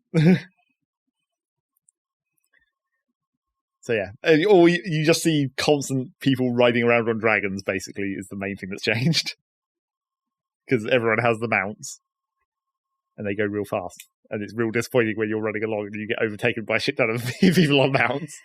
But that's how they sell expansion packs. Yeah, I don't think I've had a mount. Well, you wouldn't have because they're not in the base game. No, it's a shame. That's the thing with Final Fantasy 14 as well, right? You don't actually have to buy one, but you have to put in quite a lot of effort. Well, that was always the old WoW problem, wasn't it? Yeah. Grind for your mount. Yeah. Ground. But at least as an engineer in Guild Wars, you can get your potions on. The speed potions. That's a reasonable speed boost for engineers. Sure. Easily accessible. I mean, not that every class doesn't have at least one speed boost skill. But it's still slower than a mount. So yeah, I logged into all my characters so that all their inventories could get fucked up by birthday presents. Apparently, one of my characters, I weirdly logged in to. I went through all of my characters just to get all the birthday presents and then sort all that crap out into the various places I store stuff, which is sometimes the character and sometimes the bank. But one of my characters only got the 6th birthday present instead of the 7th, and I was like, "Oh, this character's slightly younger. I forget which ones I made first." But then, 2 days later, when I logged back in, then I got the 7th, and I was like, "Well, that's weirdly coincidental."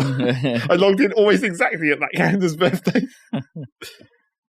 But yeah, I sorted through all that. Discovered that one of my characters has an inventory entirely full of snowflakes, and I was like, "Okay, I guess I have a lot of those.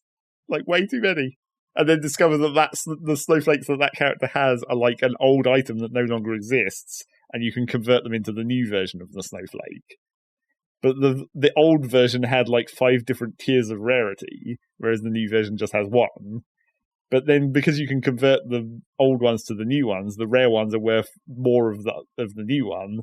So that character's inventory isn't just full of snowflakes, it's literally more than full of snowflakes, because you can't even convert all the ones that are there into the new ones, because they take up more space than exists. And I'm like, okay, that's a lot of snowflakes. I'll just leave that. Those can just stay there. Yeah, until next time you actually want to buy something with flakes. I don't even know what they're for, really. They're for Christmas crafting, but that seems to be the only thing, maybe. You can sell them on the market, I guess. Get quite a lot of money, maybe. Sell them as old flakes.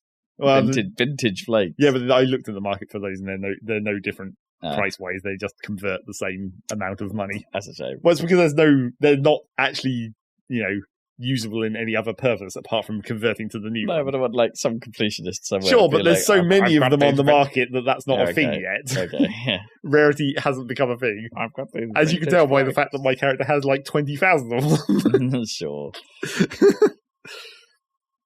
So yeah, I'm clearly not going to be able to play that character at any point in the near future without a lot of inventory shuffling. But at least 2 or 3 of my characters usually have enough space to play reasonably. So I logged in, occasionally went around with Kippers and occasionally did my own things because, as usual, dailies are there to be done. And sometimes they're ones that we can all do, and sometimes it's like, no, this one's one of my higher level areas that I have to go through by myself.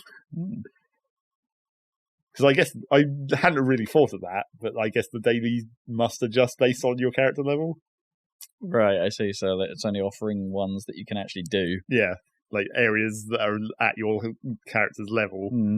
So level 80s can go everywhere, but then Kipper's playing his new level 20 character or whatever only if it tells you to go to an area, it'll only be one of those low level areas. We did do the swamp boss, the Shadow Behemoth, because that turned up in the dailies, and obviously that turns up for me as well because that's just a world boss. So we went and did that. Not that that's a complicated world boss. You just stand there and hit it until it dies, and then some portals appear, I guess, and you close those real quickly. Or actually you don't, because everyone who uses mounts just does it instantly because they're way faster than you. Right. But it doesn't matter. As long as you're damaging the boss, you still get participation, and that's all that matters in Guild Wars. Then you open the big chest and get some crap loot. As always. But it might be alright for Kippers. Well, apart from he doesn't have the magic find. Because his account he hasn't put that much time into his account to get the magic find percentage up.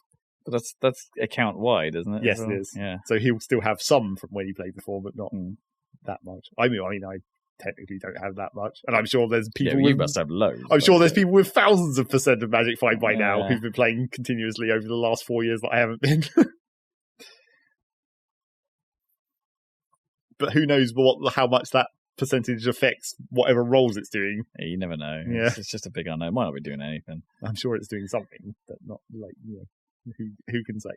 I mean, I'm sure there's been research probably on a wiki somewhere where someone's just looked at their drop rates and analysed it. I've seen wikis like that for several games where it's just here's a big table in my user page where it just has everything that I did and use this data to analyse something, I guess. See what you can learn. So we ran around in Guild Wars, did some Guild Warsy things. Did some warsy things. For some reason, I don't know why he did this, but Kipper's original character was a Mesmer, which is a weird character to start with in Guild Wars. But it's also a light armor class. Right. His new character is an Elementalist. The other annoying light armor class. Right. I'm why would you but that's a lot easier, isn't it? Elementalist in terms of conceptually? Well, kind of, except the Elementalist... It's straight up magic, right? Well, sure, but you have you have 4 different attunements. You have 4 different skill sets depending on which element you're attuned to. Right. So it's actually a lot of different skills, potentially, that you can toggle between, mid-combat even, because it's on your F keys, how the engineer has the special kit stuff. Oh, right, yeah, special kit stuff. I was about to say, there's not the weapon skills. No. Well, I mean, also the weapon skills are dependent on the element that you're attached to as well. So you have the weapons create the skills for that element, and then if you switch element, you get different skills there as well. So there's actually loads. Yeah, there's a lot of elementalist skills. Huh. But it's more the armor class thing that is you probably should have played a heavier character. Yeah, because you can use some of the other stuff you're getting. Well, and so you can not die immediately in combat. because you know how Kippers plays games. I literally saw him several times as an elementalist, literally running up to enemies. It's like, you're a ranged character, man. You don't need to be standing right here where they can hit you. Because I'm pretty sure he was using a staff, and that's definitely a range for him. Yeah, kite it back. But then when I came in with my Guardian, I was just like, for some... I never know whether this is actually a thing or whether it just seems like it, but just existing as a Guardian, I just draw aggro. So everything just comes to me. Wonder if that's like a balance thing. It's like, oh, you can tank it a bit more. Well, I mean, that's what I assume. I don't, like... I've never known whether that's actually a thing that happens or not. Because there's no, like... I don't even think there's any taunt skills in Guild Wars. Oh, right. To try and draw aggro. Yeah, to draw aggro. I don't know. Not any that I remember, and certainly not, like, a lot of them, if there are any. But yeah, it's just like, whenever I'm playing the Guardian, it just seems like everyone just comes straight to me. And it's like, well, that's my job, I guess. And I can tank pretty good on that Guardian. Mainly because it's built for just self-healing, pretty much. It's like it's a really bad build if you want to help people, which is kind of what Guardians are meant to do. All I can do is help myself and keep myself alive, which lets me tank damage, which I guess is kind of just helping people, but it's not like I can heal people that much. I can a little bit, but I'm mostly focused on just standing there and taking it. And then I also briefly played with Kippers with my engineer and showed off all my fancy kit on the engineer. Also, there's some other things that I guess have changed since last time I played, like some of the, I guess, like the tonics and stuff. Well, not even the tonics, like the fancy tonics and the toys and whatnot. They've been converted to be stored in the wardrobe, like how weapon skins are. So you no longer have to have the item. Right. Okay. It just goes into your wardrobe, and then that's the count locked or whatever. Okay, but the other, like, infinite... Because weren't the tonics the infinite stuff... ones do that. Right, not the other ones. Not the time-limited ones. Okay, yeah. So that helped me clear out a bit of inventory space, because I was like, oh, I've got all these I can just port into my storage. And then also a few new crafting materials storages as well. They expanded, like, the doubloons that for some reason never went into crafting storage. Yeah.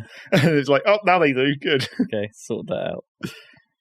Clear out a bit more space. And then I looked at the guild bag and was like, yep, it's still full of food. Yep. Get your boosts. Well, actually, it's only half full of food. The other half is dyes and crafting materials. Yeah, right. I should remember to tell Kippers and Jerry to look through all those dyes. Get in the guild. Yeah, well, they're in the guild. But... Get your purple and orange on. Yeah, because I heard Jerry mentioning to Kippers where it's like he got a dye drop. And he was like, I don't want to identify it in case it turns out to be pink, and then you'll be mad at me. Right. And I'm like, well, maybe you go look at our guild bank, because I bet there's probably at least one pink in there. We might have some. And also just fucking take anything you can out of that guild bank. God. Yeah, right, just clear it up. Like, take what you want. Yeah, go. Just take anything that you can legitimately take. Get the crafting out. Yeah, any of the crafting materials that you can put into your crafting bank, just take them. I don't care. I'll have it. We've got so many. And all the dyes, because all those dyes are duplicates to me, which is why they're in there in the first place. Okay, well, I might nick a load of them. Well, I think we already did that. I think that was back when me and you were playing, so I think those are all duplicates to you as well. Oh, balls. Yeah, but you played it a lot for a lot longer after I stopped. Some lot longer, yeah. But I don't think... dyes got weirdly rare for a while. I don't know, they changed how dyes drop. Dyes were always rare. Well, they were quite rare, but like we still got quite a lot of them. I think we got a lot of silver. Didn't we? Like, or like, is there like? There's one specific color I think I got a lot of. Maybe. Yeah, I do remember. Or maybe it was brown. Some kind of color that we got frequently. But yeah, Guild Wars is still Guild Wars. Something drab. We can still run around. I mean, we could. I mean, in theory, I guess it would run great, way better now than it used to. Although, actually, I mean, it never ran badly on my old machine, in fairness, but like, I mean, for you, sure, yeah. But when I got into but what is it like? Because it was always like, how do the servers hold up now? Because like server lag was a problem in some of the bigger fights. I don't think they were really. I don't think it was that bad. But I mean, we didn't get in that. We did that world boss, I guess, which had quite a few people. But again, I wasn't really doing anything. I was standing still, spamming attacks. So I wouldn't have noticed if it was lagging, really.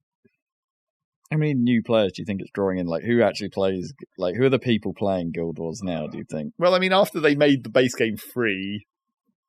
Oh, right. I didn't even realize that. Yeah, it has a free-to-play version, I guess. It's, it's got locked features or whatever, like how those free-to-play versions do of other games like Eve or whatever. Sure. But after they made that free and then the second expansion happened, there still seems like there's quite a lot of people around. Like, is it easy to tell? Because, well, Guild Wars, I suppose, always had that auto-instancing thing, right? Yeah. So you couldn't really tell whether the server was populated. Well, like, how many instances were going on? Yeah, or like how split up your specific server was into instances, I guess. Right. Because I did see that one time when we were on a map. I think it was after the world boss, because there's that pop-up that comes up that says that this instance is low population, so you should move to a high population version of this same map. It's like, please move off this. We want to kill this instance. Yeah. And it gives you a little buff bonus when you do. Oh, does it? Oh. Yeah. So that still exists, I guess, but, there's no way of telling how populated anything is. World versus World, it still looked like the same, the servers, three servers that it puts against each other. They do their fight.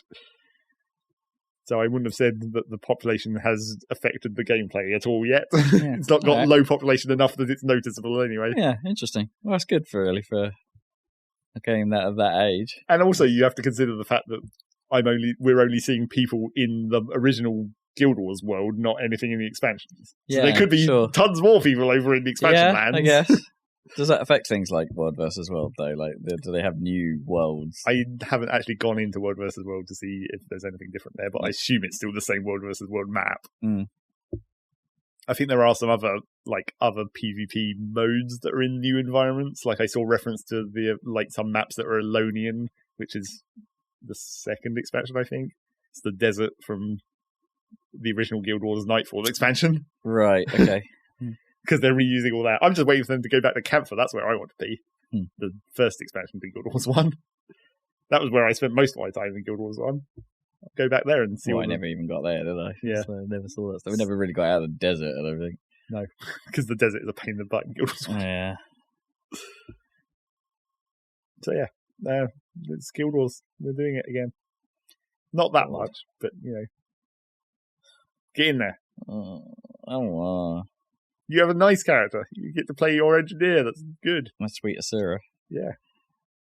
Then I can play my fucking thief and not have any goddamn idea what I'm doing again. I mean, that was pretty much how I went through all of my characters, where I logged into them and like, okay, the engineer I remember because that's what I played all the time. But what are these other characters even skilled for? I think they only have how did they work? Oh, no, wait, I did have a plant lady, didn't I, for a bit that we played? Yeah. I think I started a necromancer. Yeah. I remember because that's I think I did A level or something with her though. Like it was that was the one character class that I never made a character on. I think, or no, I guess there must be two. Oh, I didn't do warrior, of course, because who would do warrior? Right, yeah. Boring. Someone needs to be a warrior. That's why I have guardian. Right, it's like warrior but better, but more interesting. Someone needs to be a guardian. Some players like it. Kippers might like it. Really. Yeah. I think Kibbers should have played a necromancer. Yeah? Because that is still medium armor. Right, yeah. Keep for armor reasons only. And also, he could have... Well, no, I was about to say he could have been cool colours, but I guess purple and orange doesn't really work for a necromancer. Wasn't Fanji Gimboid a ranger or something or something like that? No. Well, I don't know if he has a third character. Because the only ones I've seen is the Mesmer and the Elementalist. I thought he was a ranger the first time we played, but... Maybe I'm thinking of Guild Wars 1. I don't know. Yeah, maybe. Jeremy's a ranger. Okay. So. I guess that makes sense. She wants pets. Right, yeah. Except the pets in Guild Wars suck. Maybe get the pink mower. That's probably the one that she'll want. I don't know where they spawn. Maybe in the jungle somewhere. Well, I mean, that's where mowers spawn, but I don't know where the pink one spawns specifically. In the jungle. Yeah, Guild Wars. It's still fine. Weird. Do you reckon they'll do a Guild Wars 3? Like, our ArenaNet still... Are they still going to do another expansion at this point, I guess? Yeah. Are they as big a thing as they once were? Well, I mean... in general. Were they ever a big thing, though? I think that was the trick to Guild Wars, wasn't it? They were ArenaNet was never actually that big, but Guild Wars was like surprisingly good considering. That's the one, yeah. But they had quite a few like MMOs around that period. Yeah, right? they did other stuff. Was WildStar then as well? Maybe. Or didn't they have some kind of like space western MMO Yeah, maybe. for a bit? I mean, it doesn't exist anymore. No. I'm pretty sure. I think this is the only one they've got that's still going. Yeah, but what if Guild Wars 1 is still running somewhere? I'm pretty sure they said that would never go down, and I've still got it installed, so I can easily see. You still got it installed? Yeah. Well, Amazing. I never deleted it because I did play it because I played it on this computer quite early on in this computer's life cycle of like 7 years ago or whatever. I played it before Guild Wars 2 came out because I was doing map completion in Guild Wars 1 to get the bonus in Guild Wars 2. Oh, God. Not that bonus was consequential in any way, because in order to actually get the real bonuses for the achievement tracking, you had to do a lot of ridiculous shit in Guild Wars 1. It had some whole hall of monuments or whatever. So the only one of those achievements I ever managed to do was map completion, because I could do that by myself. Because that's how I roll in Guild Wars. Solo all the way. Man, I remember like that feeling of possibility. You know the feeling of possibility you get when you first start playing Breath of the Wild. Yeah. And like the mechanics start to reveal yourself, and you're like, oh God, this is huge, and I could encounter anything. Yep.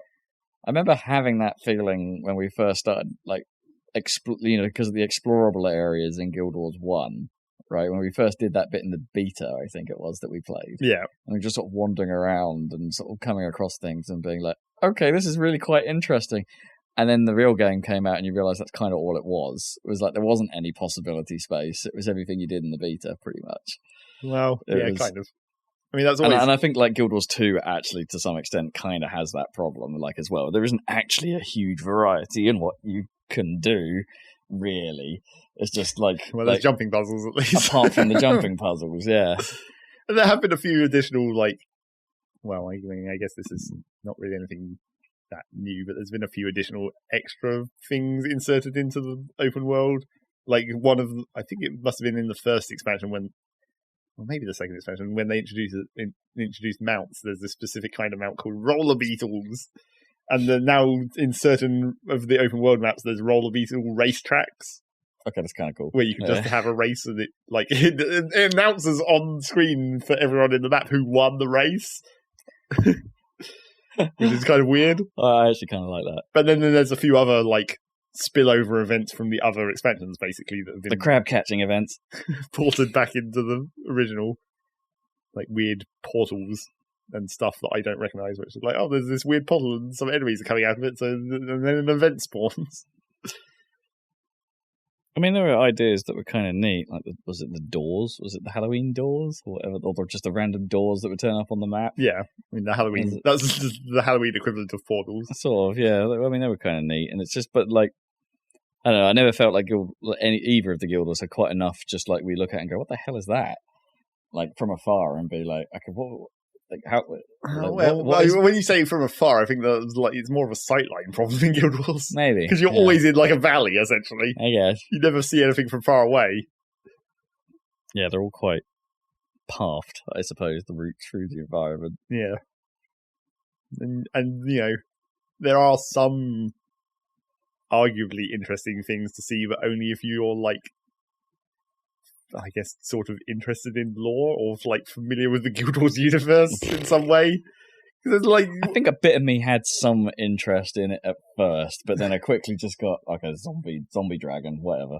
Because, like, if you look at the Guild Wars 2 map, obviously it's the same world, and there's a lot of locations that are the same. And if you go to certain locations in Guild Wars 2, you can see where Guild Wars 1 was. Like, here's the ruins of a town that you were in Guild Wars 1. I mean, that kind of stuff was cool. Is a cool touch.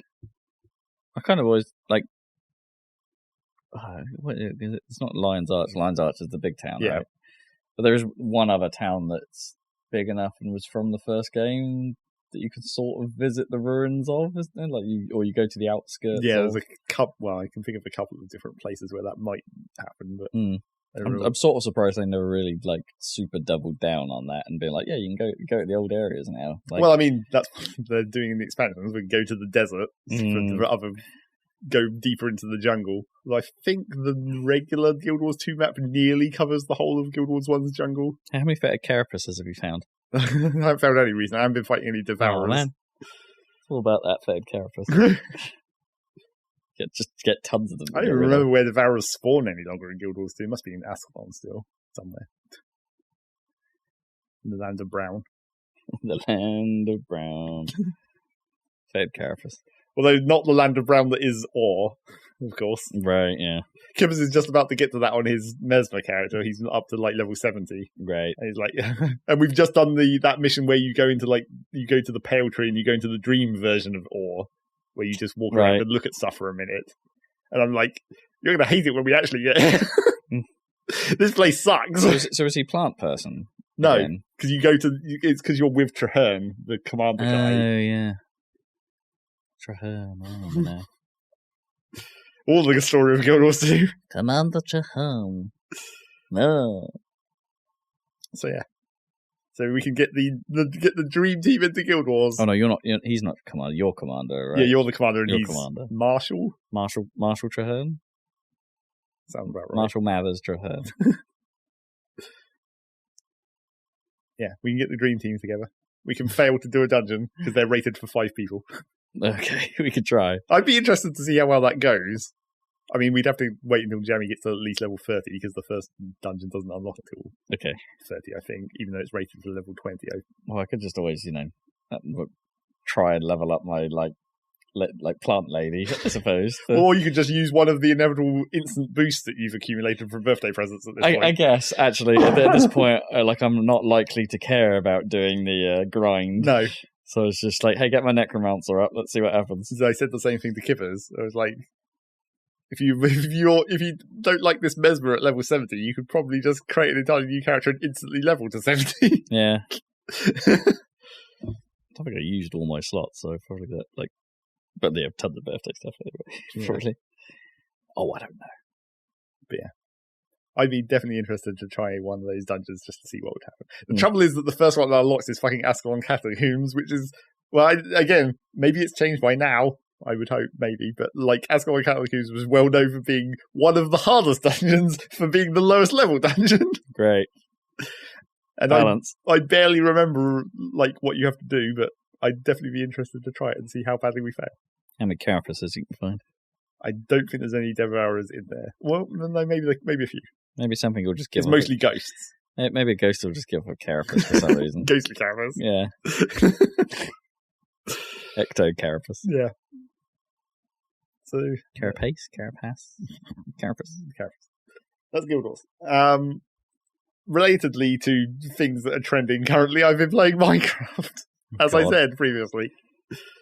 Mainly because, again, this is another situation of something that I've mentioned previously, because I put that new RAM in my PC. Oh, yeah. And there was that mod pack that I played previously that overloaded my RAM in Minecraft because it uses too much stuff and requires you to travel too much, which loads too much map and overloads my RAM. It's like, now I've got this more RAM, I can actually try this mod pack for real.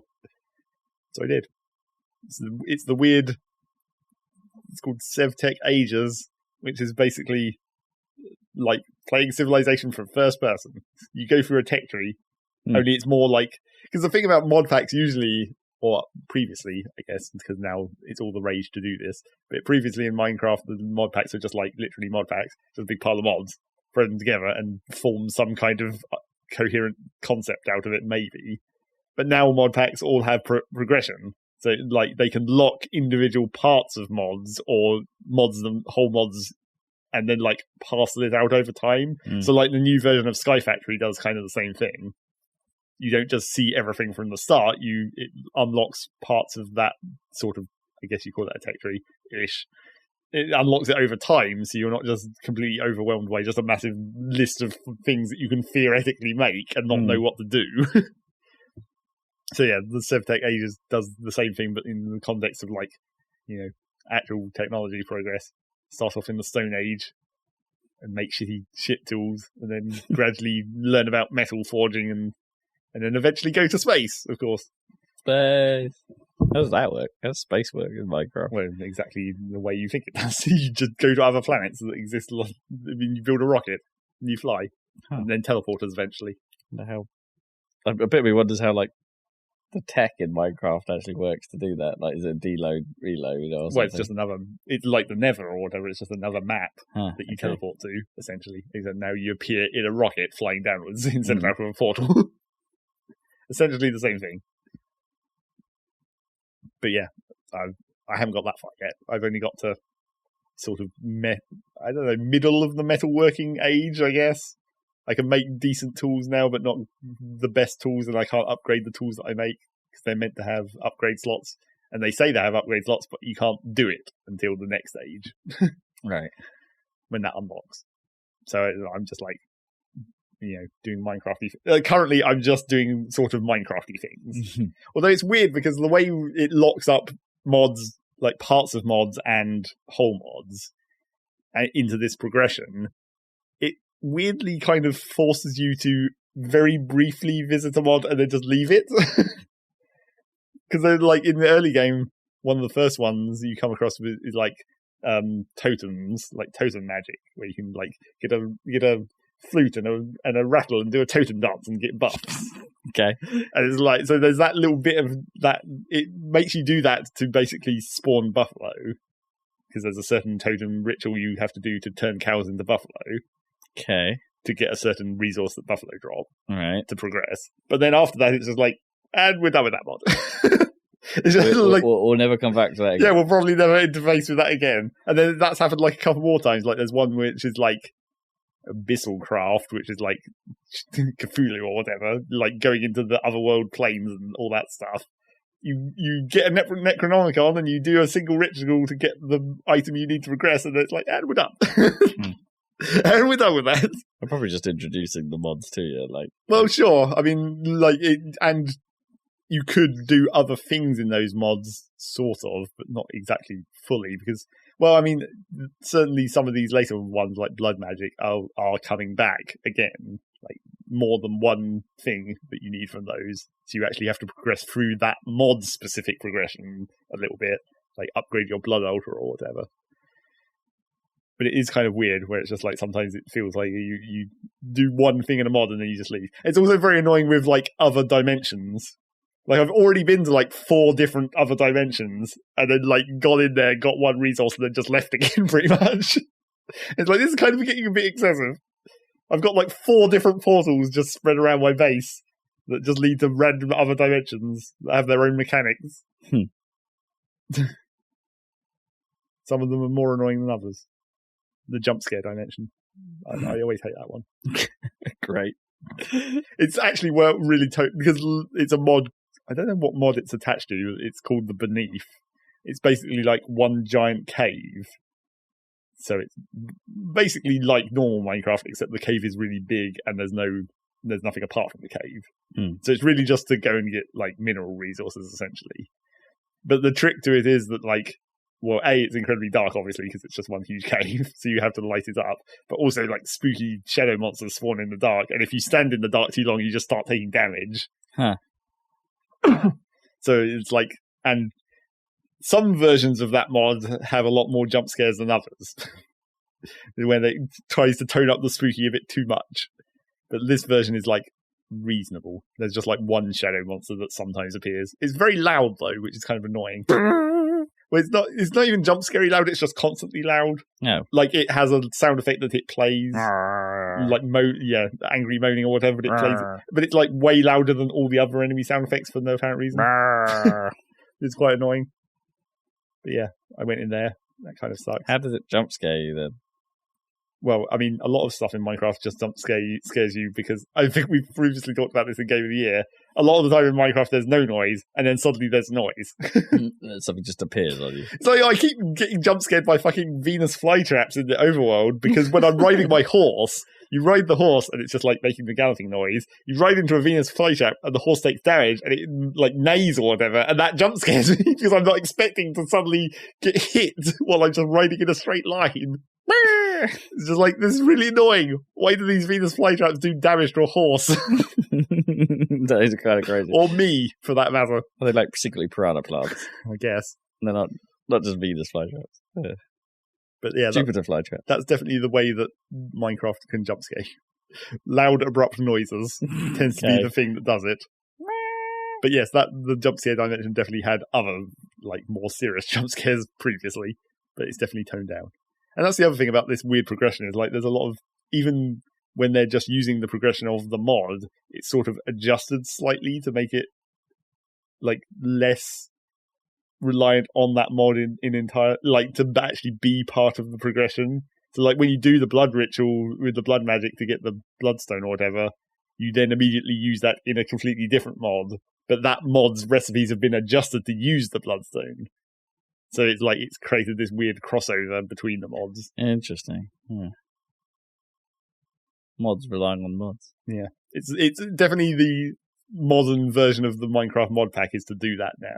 To actually, it's not just take all these mods and heap them in a big pile any longer. Sort of mildly curate them and tune them. And... Yeah. Do slightly more complicated things. So yeah, that's Minecraft. It still continues to be Minecraft with its big pile of mods. Whoop. You're adding to the problem. Well, naturally. Minecraft is big now. Get those big YouTube views. Minecraft was always big. Now it's bigger than Fortnite again, though. We're bigger than Fortnite. All the kids will go back to playing Minecraft instead of Fortnite, which is, I would say, preferable. I did, anecdotally, the noisy kids in the neighborhood. Yeah, were they talking about Fortnite?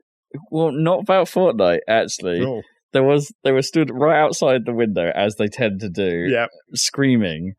But they were screaming, like, why are you still playing Minecraft? Aw, disappointing. They seemed very surprised that, like, one of them was still a Minecraft player. But they didn't say what they preferred, like what was the what was the thing to go to. I didn't catch that. And he didn't say because certain YouTubers are now playing Minecraft. I couldn't make that out if he did. I think that was when the screaming actually stopped, or it was just overridden by other screaming. Screams upon screams. That's children's way. It's just all screams. It's screams and scooters. Yeah, it's their gang name. Screams and scooters.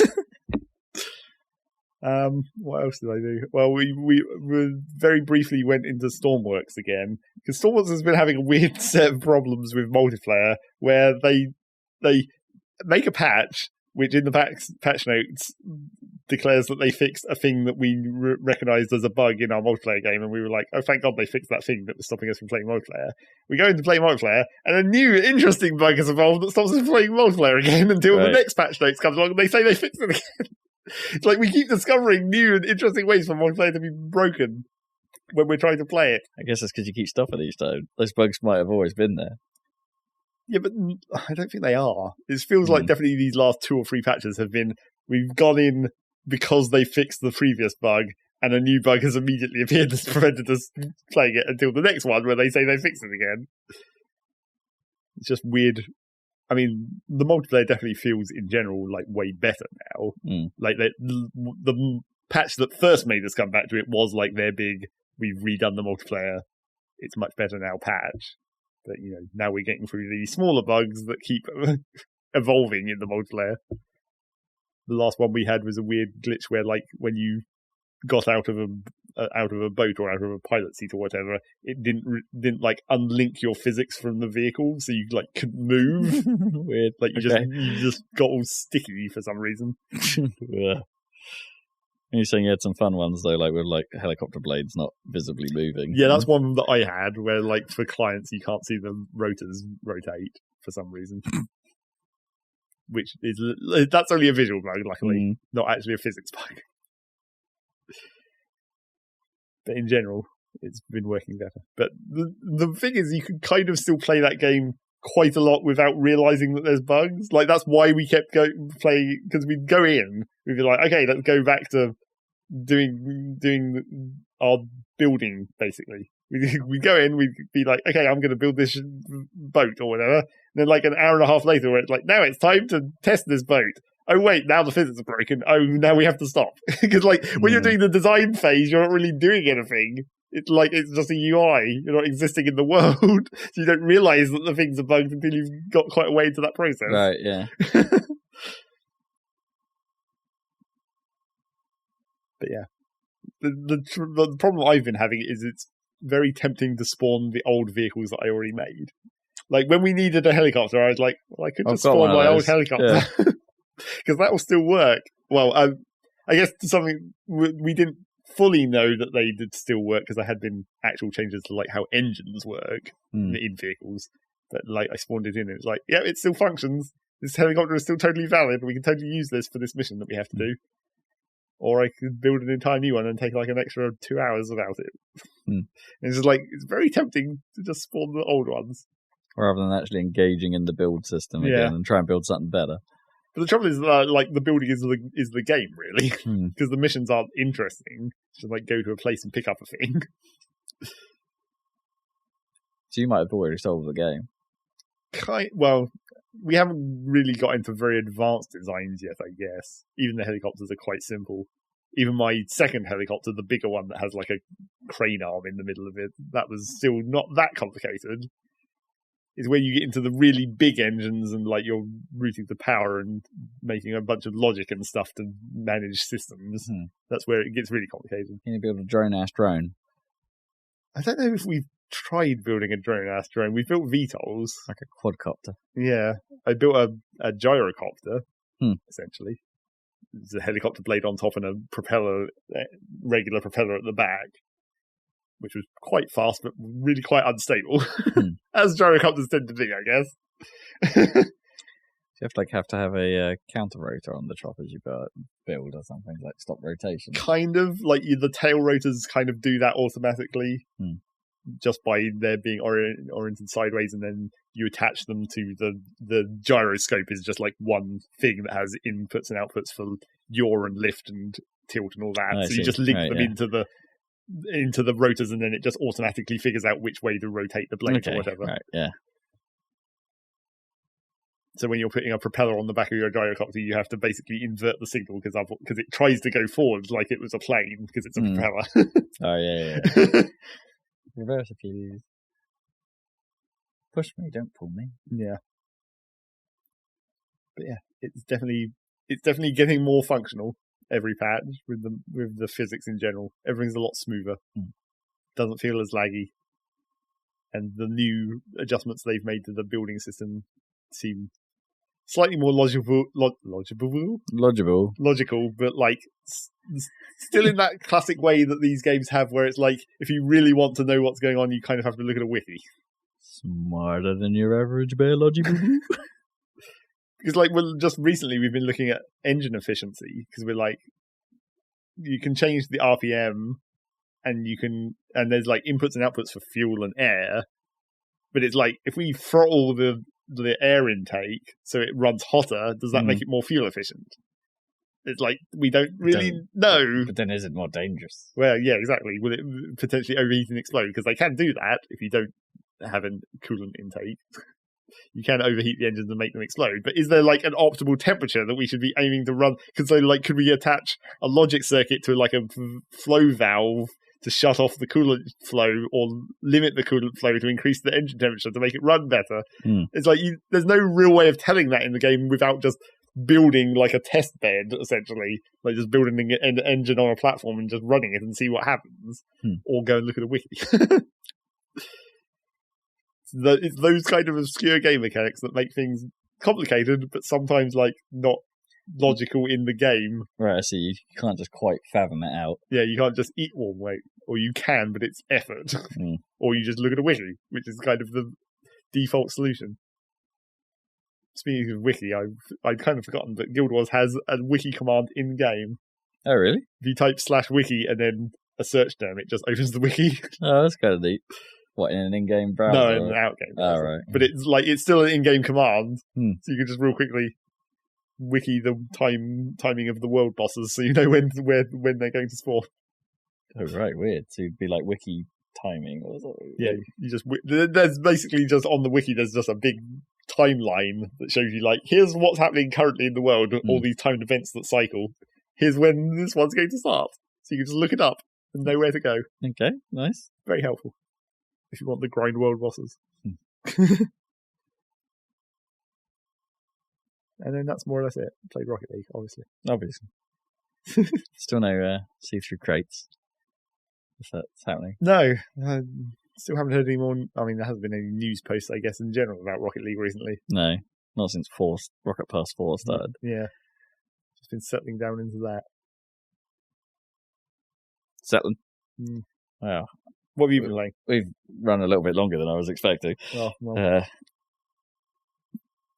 But let me think. But what have you been playing? Yeah, what's worth actually covering? I've been working my way through Void Bastards. All right. I think I'm on the verge of escaping the nebula.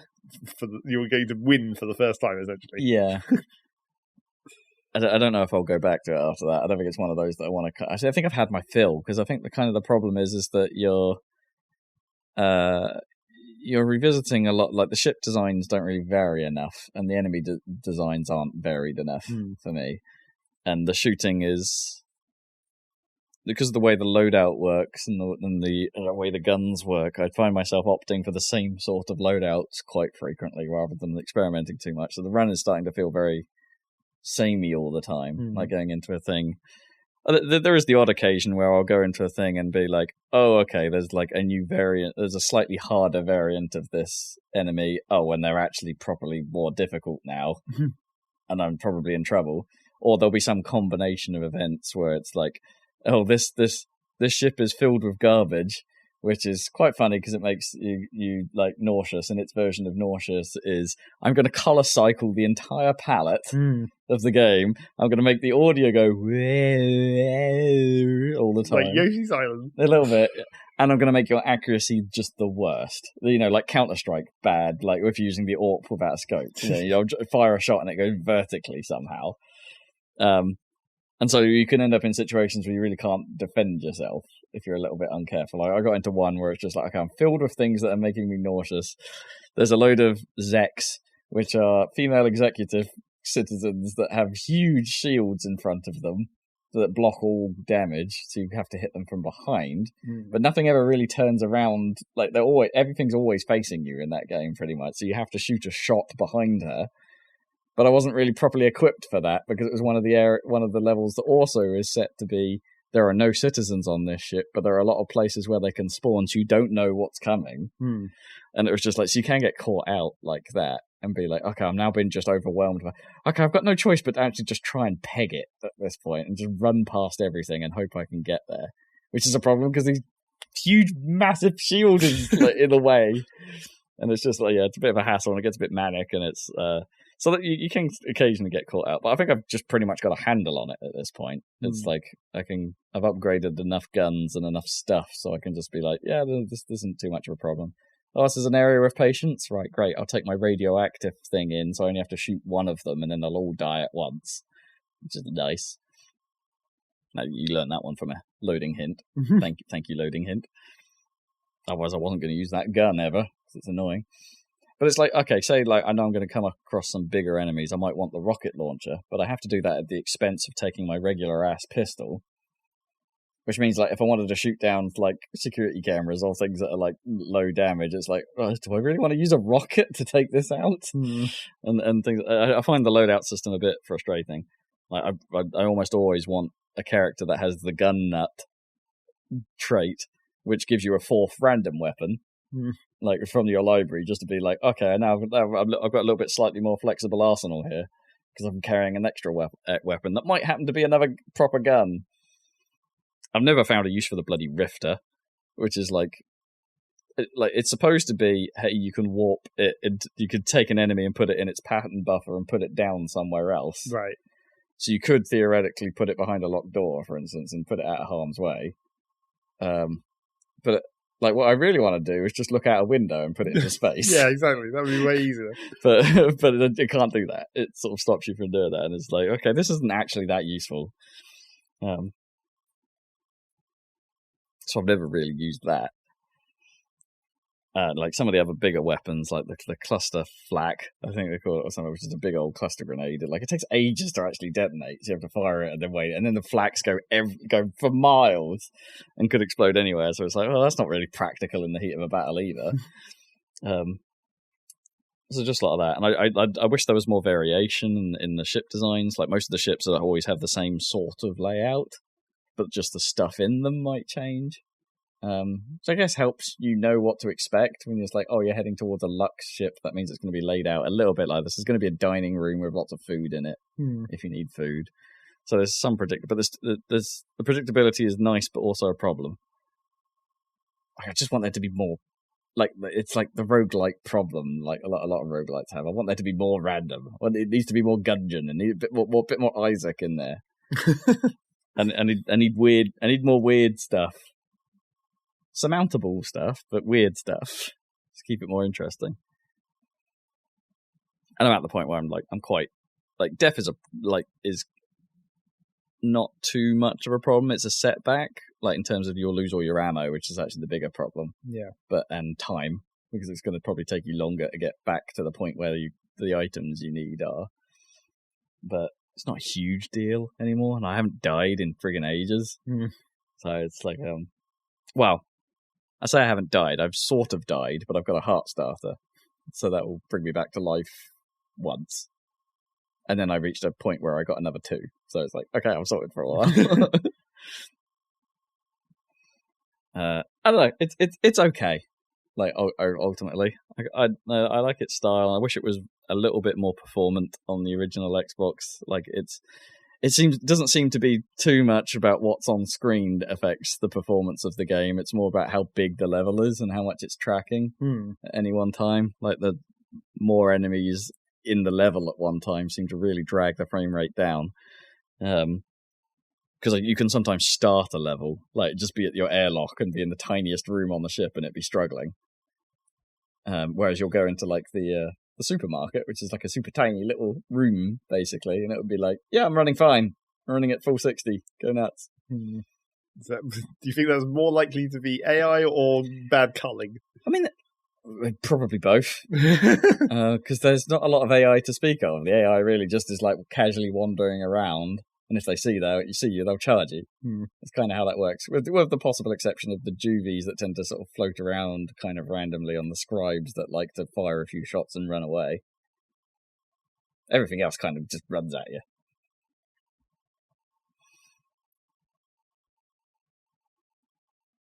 There's some Scottish chatter from the pirates that I don't really understand what they're talking about half the time. It's too Scottish. Well, it's not that it's like it's unintelligible in that sense. It's just that like, they're talking about things that I don't like, or sometimes like I've had a couple of bits of like lore potentially at times about the world, and it's just like, okay, I don't understand what you're talking about. I don't know what that acronym means. Talking about backs, whoever backs are, I don't know. A payment mechanism? I don't know. They talk about that at one point, and I'm like, oh, that's quite a British thing to talk about. It still exists in space. Yeah, apparently. And pirates are VAT exempt, so that's good to know. Yeah, I think it's pretty good, but I think it takes a bit too long to get to where it is. And if I like to actually finish and to progress, so it's better in the middle of the game. Yeah, bad at the start, bad at the end. The start's probably some of the hardest stuff because you need to get a weapon, really. You need to get more variety in weapons. Which then makes like some of the options, like the restrictions you unlock after you finish the game, a bit more weird. Like you can see it from the achievement list. It's like, oh, play the game on like no ordnance mode. Like you can't use direct weaponry. You have to use all indirect stuff. Or like there's an achievement for doing it without building anything except the essential items. Like never upgrade anything. And it's like, I don't even know how that's possible. Like, you'd have to just avoid every enemy or be, like, super picky about where you go and, like, do scavenging runs where you only pick up, like, one item maybe and then run. Standard roguelike procedure. You got to have the weird impossible runs. Yeah, I guess. But they just seem so impossible. Like look, outside looking in. It's just, like, it's not like it's been hugely... It's roguelite in the sense that you can just brute force your way through if you wanted to. You'd eventually earn enough materials to build the item you want in order to build the action item, the final item you need to progress the story. So you could like do it that way. Or if you're after a very specific like upgrade that you can't find for a while, then you could just run levels until you've got enough materials to build that thing. And you keep all of that stuff between runs. So if you die, not so much of a problem.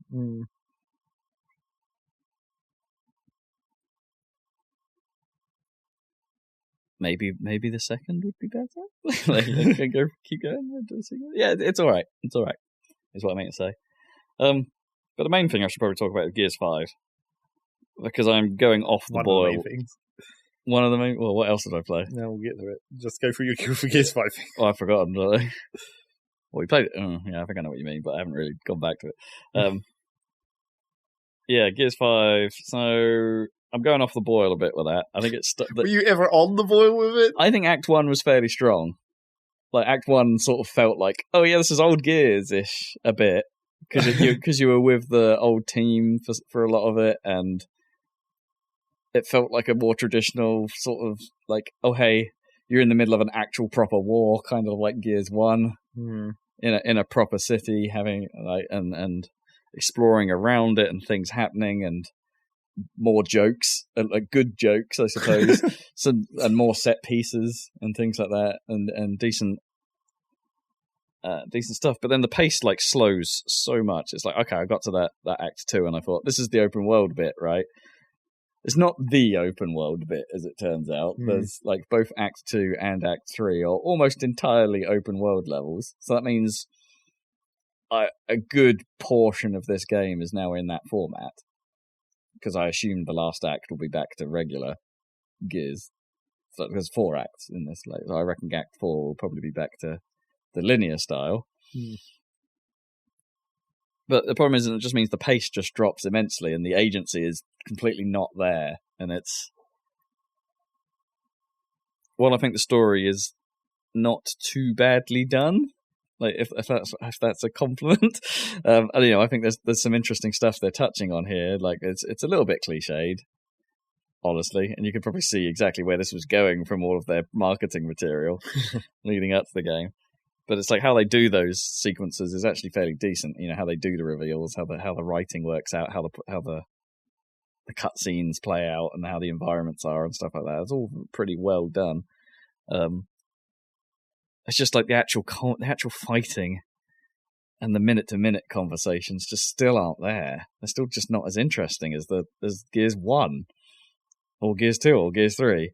It's like, I want the set pieces to be more interesting. I want them to force me to, like, you know, I've been remembering the end of Act 2 from Gears 1, where you've got the fight in the stranded camp.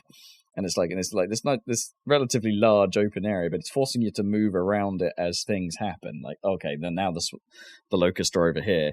You've got to go deal with this thing. But there's actually like a fairly nice telegraphed route to sort of say you should be over here right now and things like that.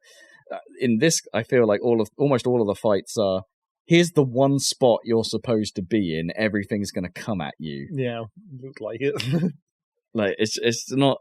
It's just not that interesting, and I think like some of the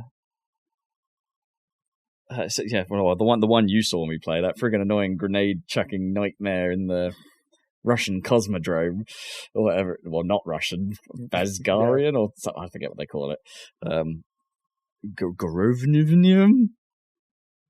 I don't know. UIR, I think it's something like that. Like, is their fake Russia?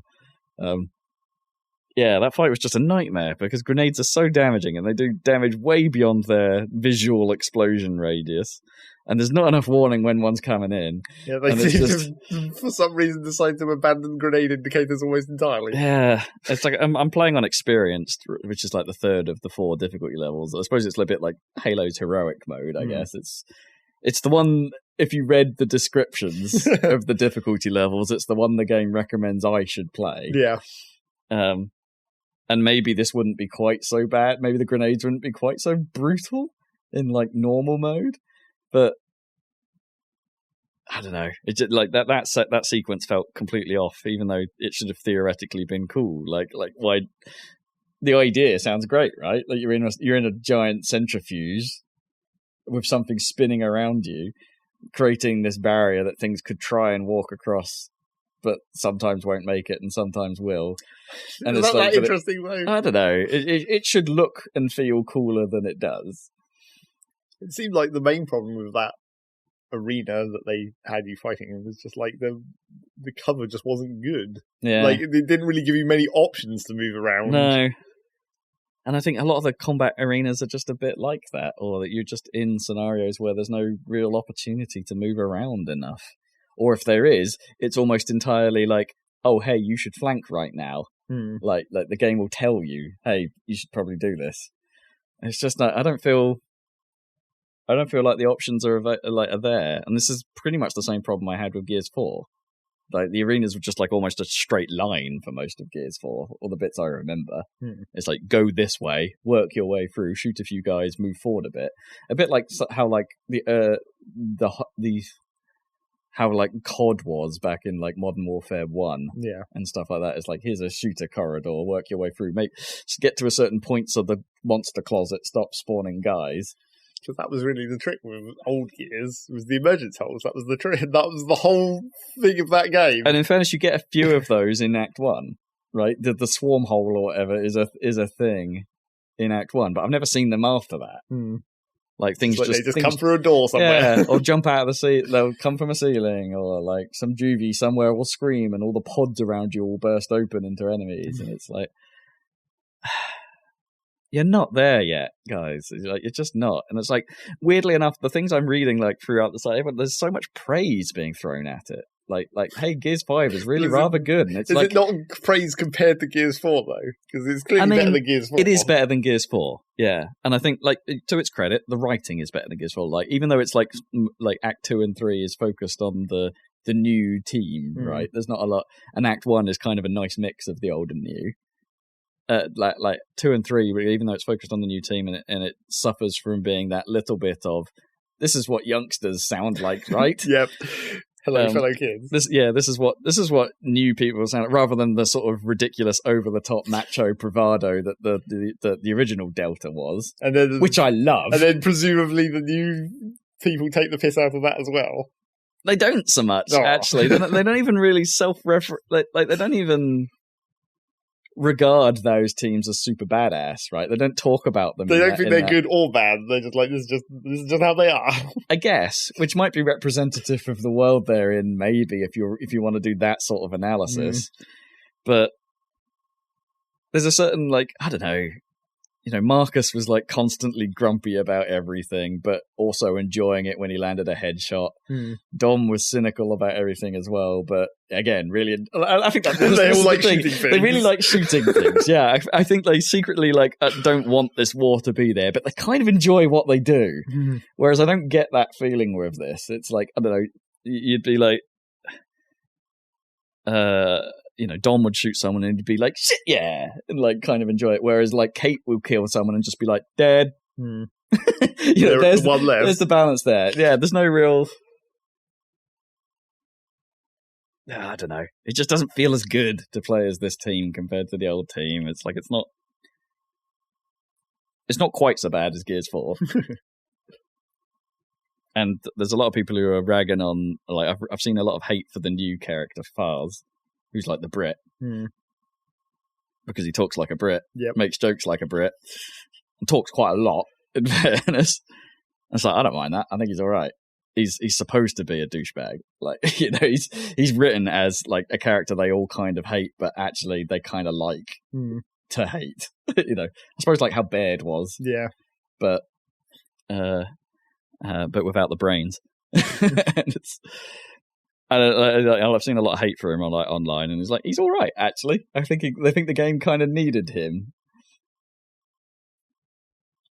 not to be useful in any way, just to be there to add another dynamic to the slightly poopy conversations. Not the wisecracking Nathan Drake guy from 4.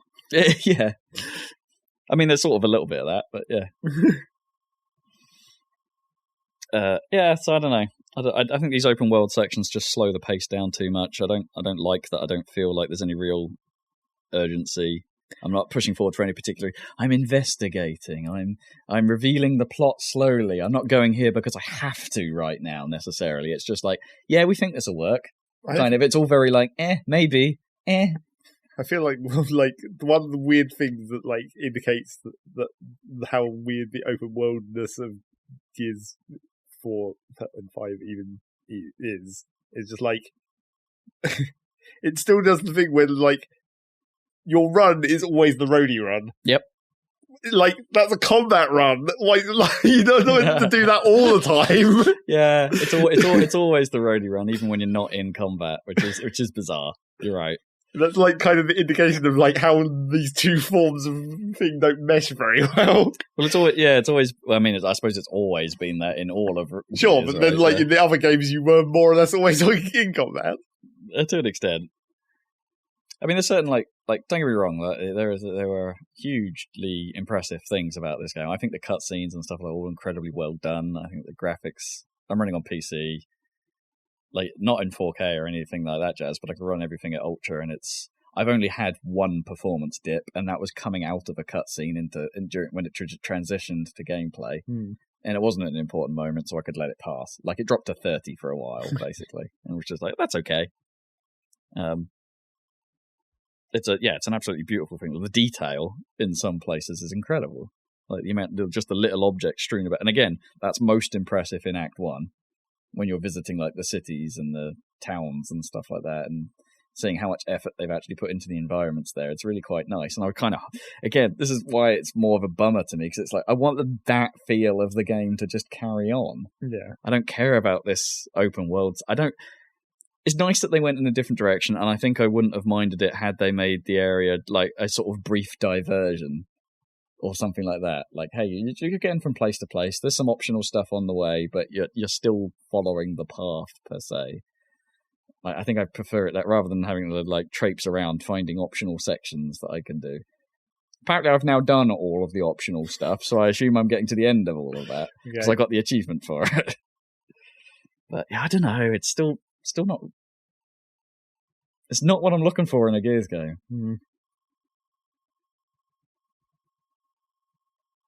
I'm going to finish it because I'm hoping I'm invested now, right? Well, sure, you're way far into it. I'm at least 75% in. Yeah. And you don't stop playing games anyway. No, you always finish it. I want to finish it. Yeah, I like that completion point of some kind. Yeah, I like having a hard stop. Yeah. So the other thing, I've been dabbling with Tetris 99 still. I still think the controls are fucked. Still something wrong. I don't. I feel like that's how I lose most games, is either it drops a piece where I don't want it to be, and I'm like, why did you do that? That's not what I was going for. Or I'll have some seemingly impossible attack that just suddenly fills my screen from nothing to everything. And I'm like, how on earth did you do that?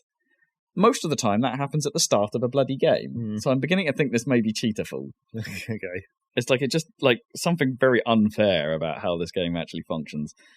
And I was tempted to come on here and just say, yeah, Tetris 99 is a bad game. Like, I'm leaning more that way the more I play it. I kind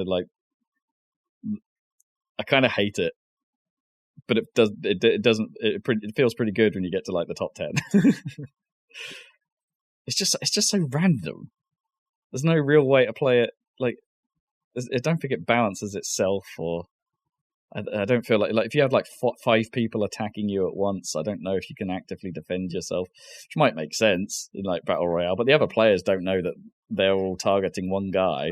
Yeah, it's like that's kind of the problem. What was always sort of the obvious problem with Tetris Battle Royale was just like there's no distinction between players. There's like, you can't be like, oh, that guy has a good gun, so I'd better shoot him first. Yeah, because I want his gun. Literally nothing. It's just Tetris. And because it's like the KO system drives the power of your attack and your defense. It's like you might not get a KO. You might not be the one to land the last hit. Yeah, because of timing.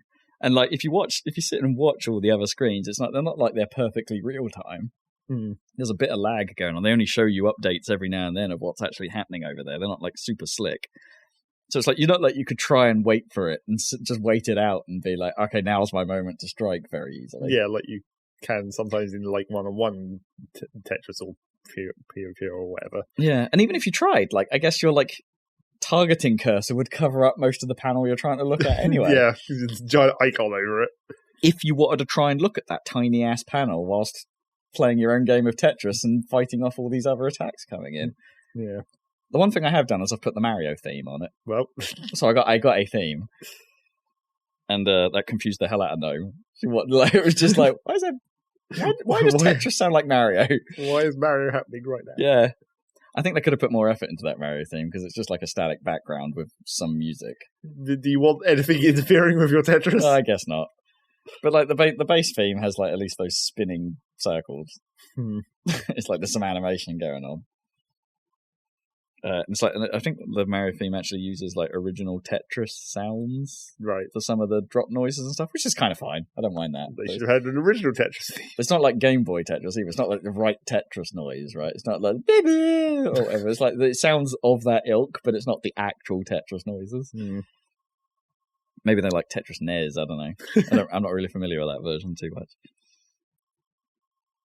I might want that Zelda theme, but it takes quite a while to earn the tickets through dailies. Yeah. Like you can earn 2 a day unless you're a DLC member, and sometimes the tickets are just like practically impossible for me to get. Like get T-spins, and it's like I don't really understand how to do a T-spin properly.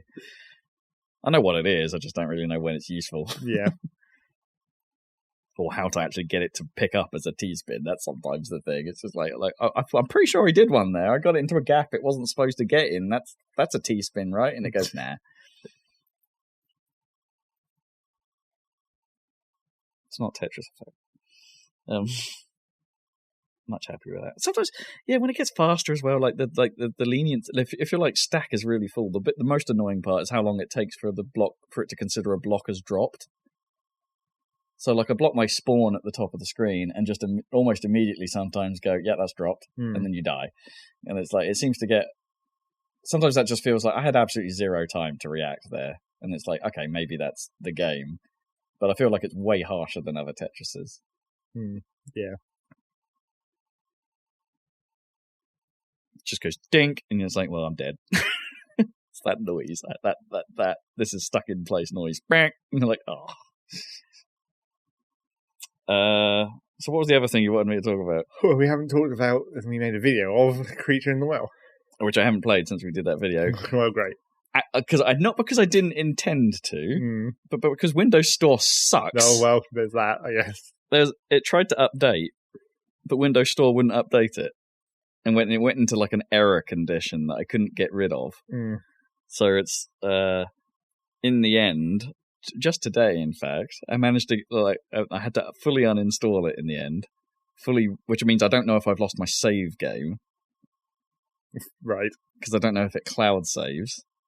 Or if that's just stored somewhere on my PC. I have no idea. Well, you'd hope it at this would point. be, because that's usually how those work. That is usually how that works. So I have had to uninstall it, reinstall it. The reinstall failed the first time. So I reinstalled it again, which then succeeded. And it then tried to update, which failed. So then I told it to do the update again, which then succeeded. So I think I'm okay now. The last... Gears 5 was actually fairly seamless, like other than having to install Windows 1903 in order to actually play the damn thing. But like Forza 4, I had real issues with, like as well. And I can't remember. There was something else fairly recently I tried to install through Windows Store, but I think gave up on. Oh, it might have just been the new console app actually, right? Because they've done a new version of command prompt. Yeah, I couldn't get that to bloody install. It's just...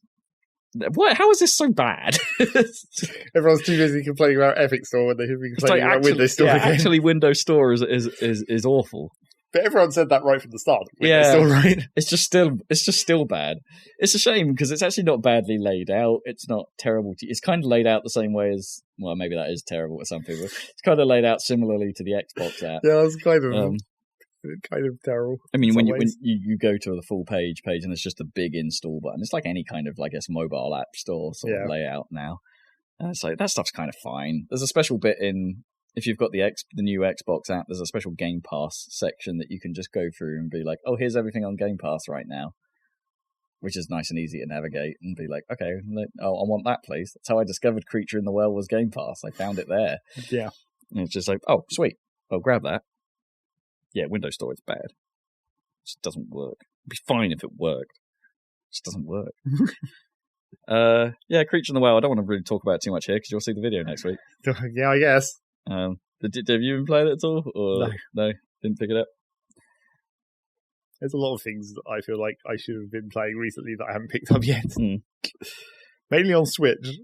Lots of stuff coming out for Switch at the moment. Sweet. But yeah, we made a video of it. What, you tempted by Link's Awakening? Not really that one. No? That's maybe the one I'm least tempted by of the new releases that everyone's crazy about. So you've played the original? Yeah, though, I played right? the original. Okay, so I've never played any of them, like any of the Link's Awakening versions. So I don't know why people like it so much, really. No? It's kind of, I mean, the original... Well, I mean, the Link to the Past is just better. Right. That's just That is the Stone Cold classic. Yeah, right? that's just the basics of it. So if you're going to have one of those 2D old school Zeldas, you might as well play that one. Is that one on the, is Link to the Past on the SNES game loadout? I think so. Yeah, I think so. I think that's one of them. So yes, to play that. Yeah, just play that instead. If you've got Switch Online, play that. So, I mean, the fancy graphics is all well and good, but that even, because it is basically just that game underneath.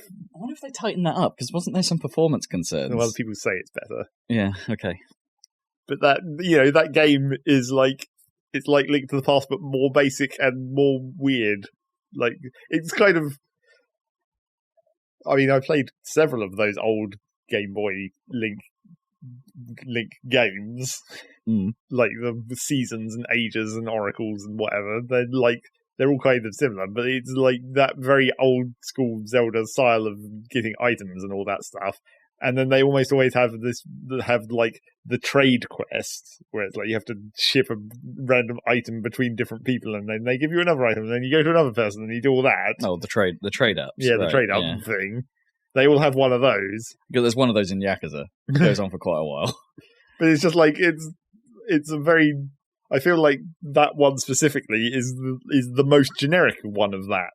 Like Oracle of Ages and Seasons and all those, they have their mechanics, the Seasons and the Ages, whereas that one link between Link's Awakening. Link's Awakening. That one specifically is like the most generic. It doesn't really have any weird mechanics to it. I guess. No, Link to the Past is the one with the Dark World. I keep getting that mixed up. But yeah, that one is just the very basic. It doesn't really do anything special. It's just that. Whereas the other later versions of that same concept have the more advanced mechanics that do interesting things. And I feel like that's what made those games better. Just that one specific thing, just the trade-up quest that's bothering Yeah, you. well, it's not. It's just that's the only thing in that game that's like more complicated than getting the Zelda items and doing the dungeons. Okay. Oh, well, you mean it's one side quest? Yeah, kind of. Huh. I mean, there's mini games. And there's more now, isn't little there? upgrades. Yeah, and haven't they added quite a bit to this new version as well? Well, yeah, I guess sort of a few extra side things. But yeah, it's more or less a straight shot, and it doesn't feel as advanced as some of the later versions of even the Game Boy games. So you've played it once and that's enough, but you might as well play Link to the Past. I feel like it's got nice cutscenes. Sure, I mean, the graphics is the thing that makes it different, I guess. And a secret ending, so I've heard. I don't know if that was something from the original. And I don't even know what could be secret about the ending of that game. Yeah. Don't know. Unless it has a post-credits thing or something. A slight extension to the after the end of the game thing. Right. Maybe it's a failure state.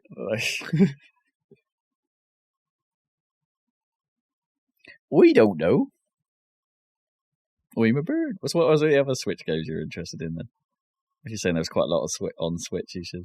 I actually don't remember. And that's the trick, isn't it? Is that part of the problem? That's why I haven't got into them. Because if I don't perceive them, then I don't desire them. Yeah, I bet me wonders if Dan would be interested in Control, because he's a bit of a Remedy fan, isn't he? Yeah. Generally. Although he didn't play Quantum Break, and this apparently plays quite a lot like Quantum Break. And also, do you want spooky game? Spooky game? It's not that spooky, is it? No, well, medium spooky. Medium spooky. Supposedly it's quite... One ghost on the packet. It's quite SCP-inspired. No, really? In parts. So, if you're a fan of the SCP Foundation... Interesting. Yeah, because that's kind of the game of the moment, isn't it? Still, really, Control. Yeah, one of the biggest one, I guess. Yeah. biggest current one. I suppose COD comes out like next week or something. Yeah, it's coming. We're nearly in that time of the year. I mean, the COD beta's been on this weekend, but I've not actually played it. And the one-word answer we got from Kippers when I asked him about it was, "It's all right." Yep, that's the standard Kippers response. It's all right. He didn't say anything else, did he? That was all he said. He just said, "I should play it," and he just said, and then followed up with, "It's all right." Yeah. But I haven't actually had time to get around to it. I think it's running tomorrow, so I might actually be able to play a little bit of it for the next cast if I remember I've played it. Yeah, if you remember 2 weeks later to talk about it. By the time that time the game will be out, and I still won't be playing it, probably. Quite possible. They have apparently done crossplay this time, though. Yeah, so I hear. So I could play on PlayStation, and Kippers could be on Xbox, and we'd probably have to figure out a voice solution, some other mechanism. Get a phone, like the Switch. Oh, God. Just use my PC, it's fine. Yes, it's fine. Or I could actually play the PC version, theoretically. Yeah, theoretically. But then what if they, have they differentiated between mouse and keyboard and controllers? Oh no. Have they? Yeah. The classic question. I think we're past that now. Well, are we? I think we're in the age of the ranking system just sorts that out. Oh, right.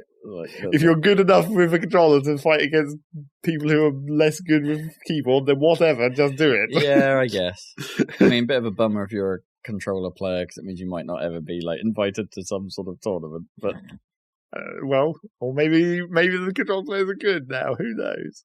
It's all different. I mean, yeah. It depends on the mechanics of the game. Depends on which one is actually better, I guess. Yeah, sure. I mean, just aiming good with the mouse is not necessarily the most important thing every time. No, true. Although it probably helps for a game that has headshots. But there's so much auto aim anyway, especially in COD. I don't know if that's true on the PC, when you're using mouse. Well, I mean, that's the question, isn't it? That's the other part of that debate of controller versus keyboard, is whether they turn that off. I don't know if they're that sort of, remember the thing from COD 4, that whole intro where it's just left, when you aim down sights, it sort of snaps to an enemy. I don't know if that's quite so much of a thing. No, I think days. they started getting rid of that gradually. Yeah, and I don't think it's ever really been part of multiplayer. It was purely a campaign mode thing. Mm-hmm. Left trigger, right trigger, left trigger, right trigger. Is that it? Have we got a cast? I guess. I feel like there was something I was about to say, but it got lost in the middle of that conversation. Okay, sounds switchy. Something in the middle of Switch. Oh, yeah, it was about the SNES library. Oh, right. I've not actually looked at that yet, actually. I mean, meant to, but I sort of thought, nah. I went in there and looked at the exact same games that I always look at. Right, Metroid and Yoshi's Island. That's all I care about. Yeah, you know what I did, actually? That's quite random. Eddie and I played through the Master System version of Bubble Bobble. No.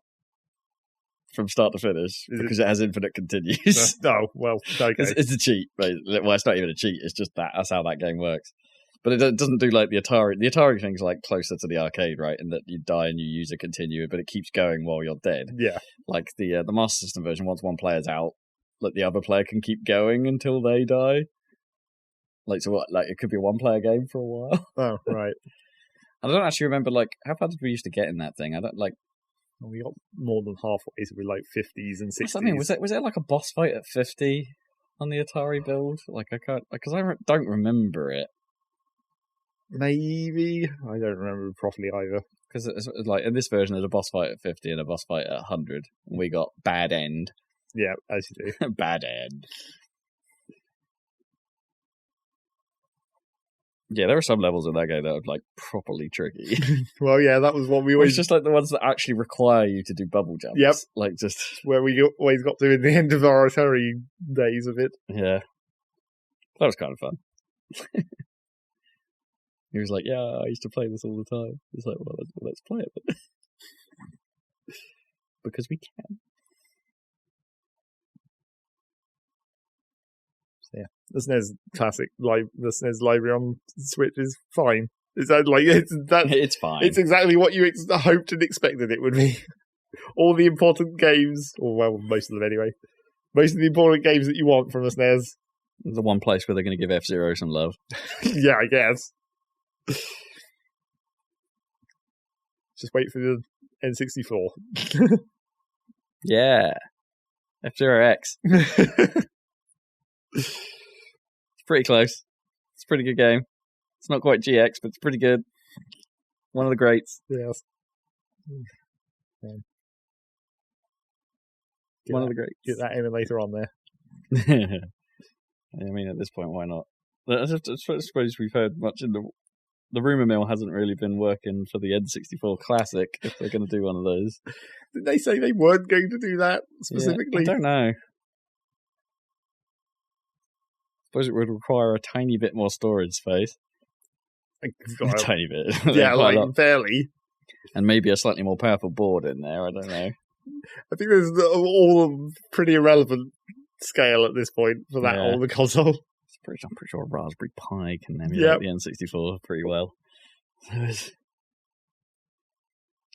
that's what, like a £40 bit of hardware. But as we always say about that whole situation is like, as soon as you move out of pixel art graphics, the whole classic situation gets weird. It's not quite so appealing, is it? Like, because like, what do you do? Do we have to just render it at old school resolution, or do we do like resolution enhancements, like a lot of the emulators do? Yeah. In fact, like pretty much all the emulators do that, whether you ask it to or not on the N64. Which is a bit frustrating.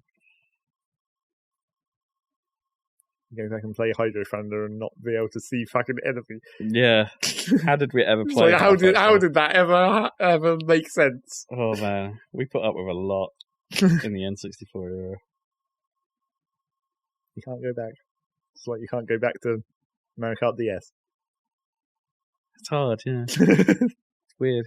The control of that game is so like not what you think it's going to be. Really odd.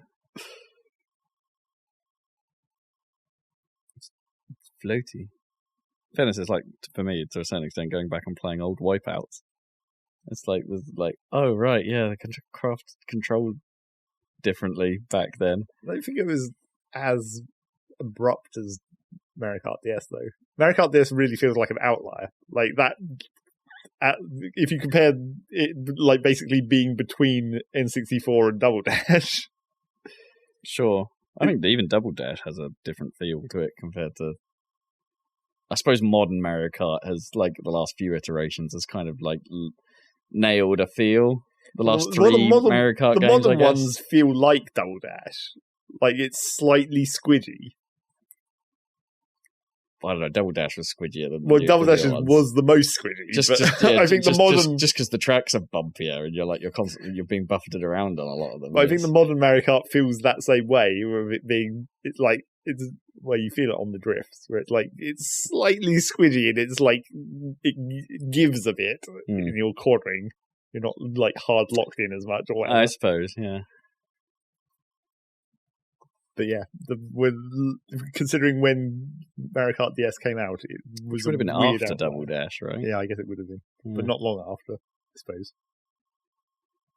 Actually, I don't know, when did Double Dash was fairly far into the GameCube, right? It wasn't early. It's like halfway through, I think, the life cycle. And then, I mean, I was trying to think back to GBA Mario Kart, and I don't remember that well enough to remember how that compares to DS. GBA? Well, no, it won't, because like GBA was like old Mario Kart styled, wasn't it? It was like 2D, Mode 7.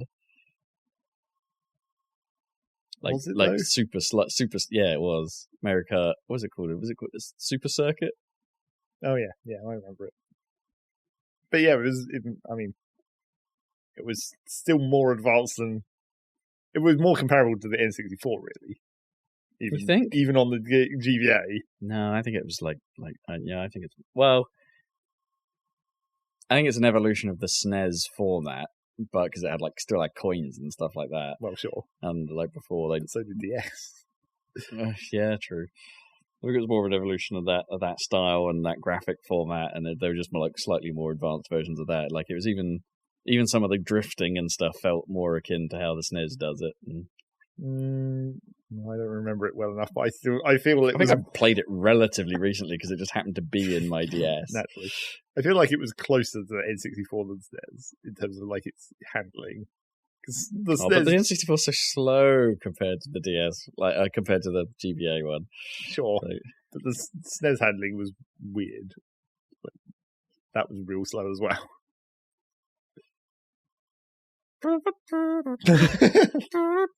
Okay, but I guess that's the end of this podcast. We've made a second random section at the end of this podcast somehow.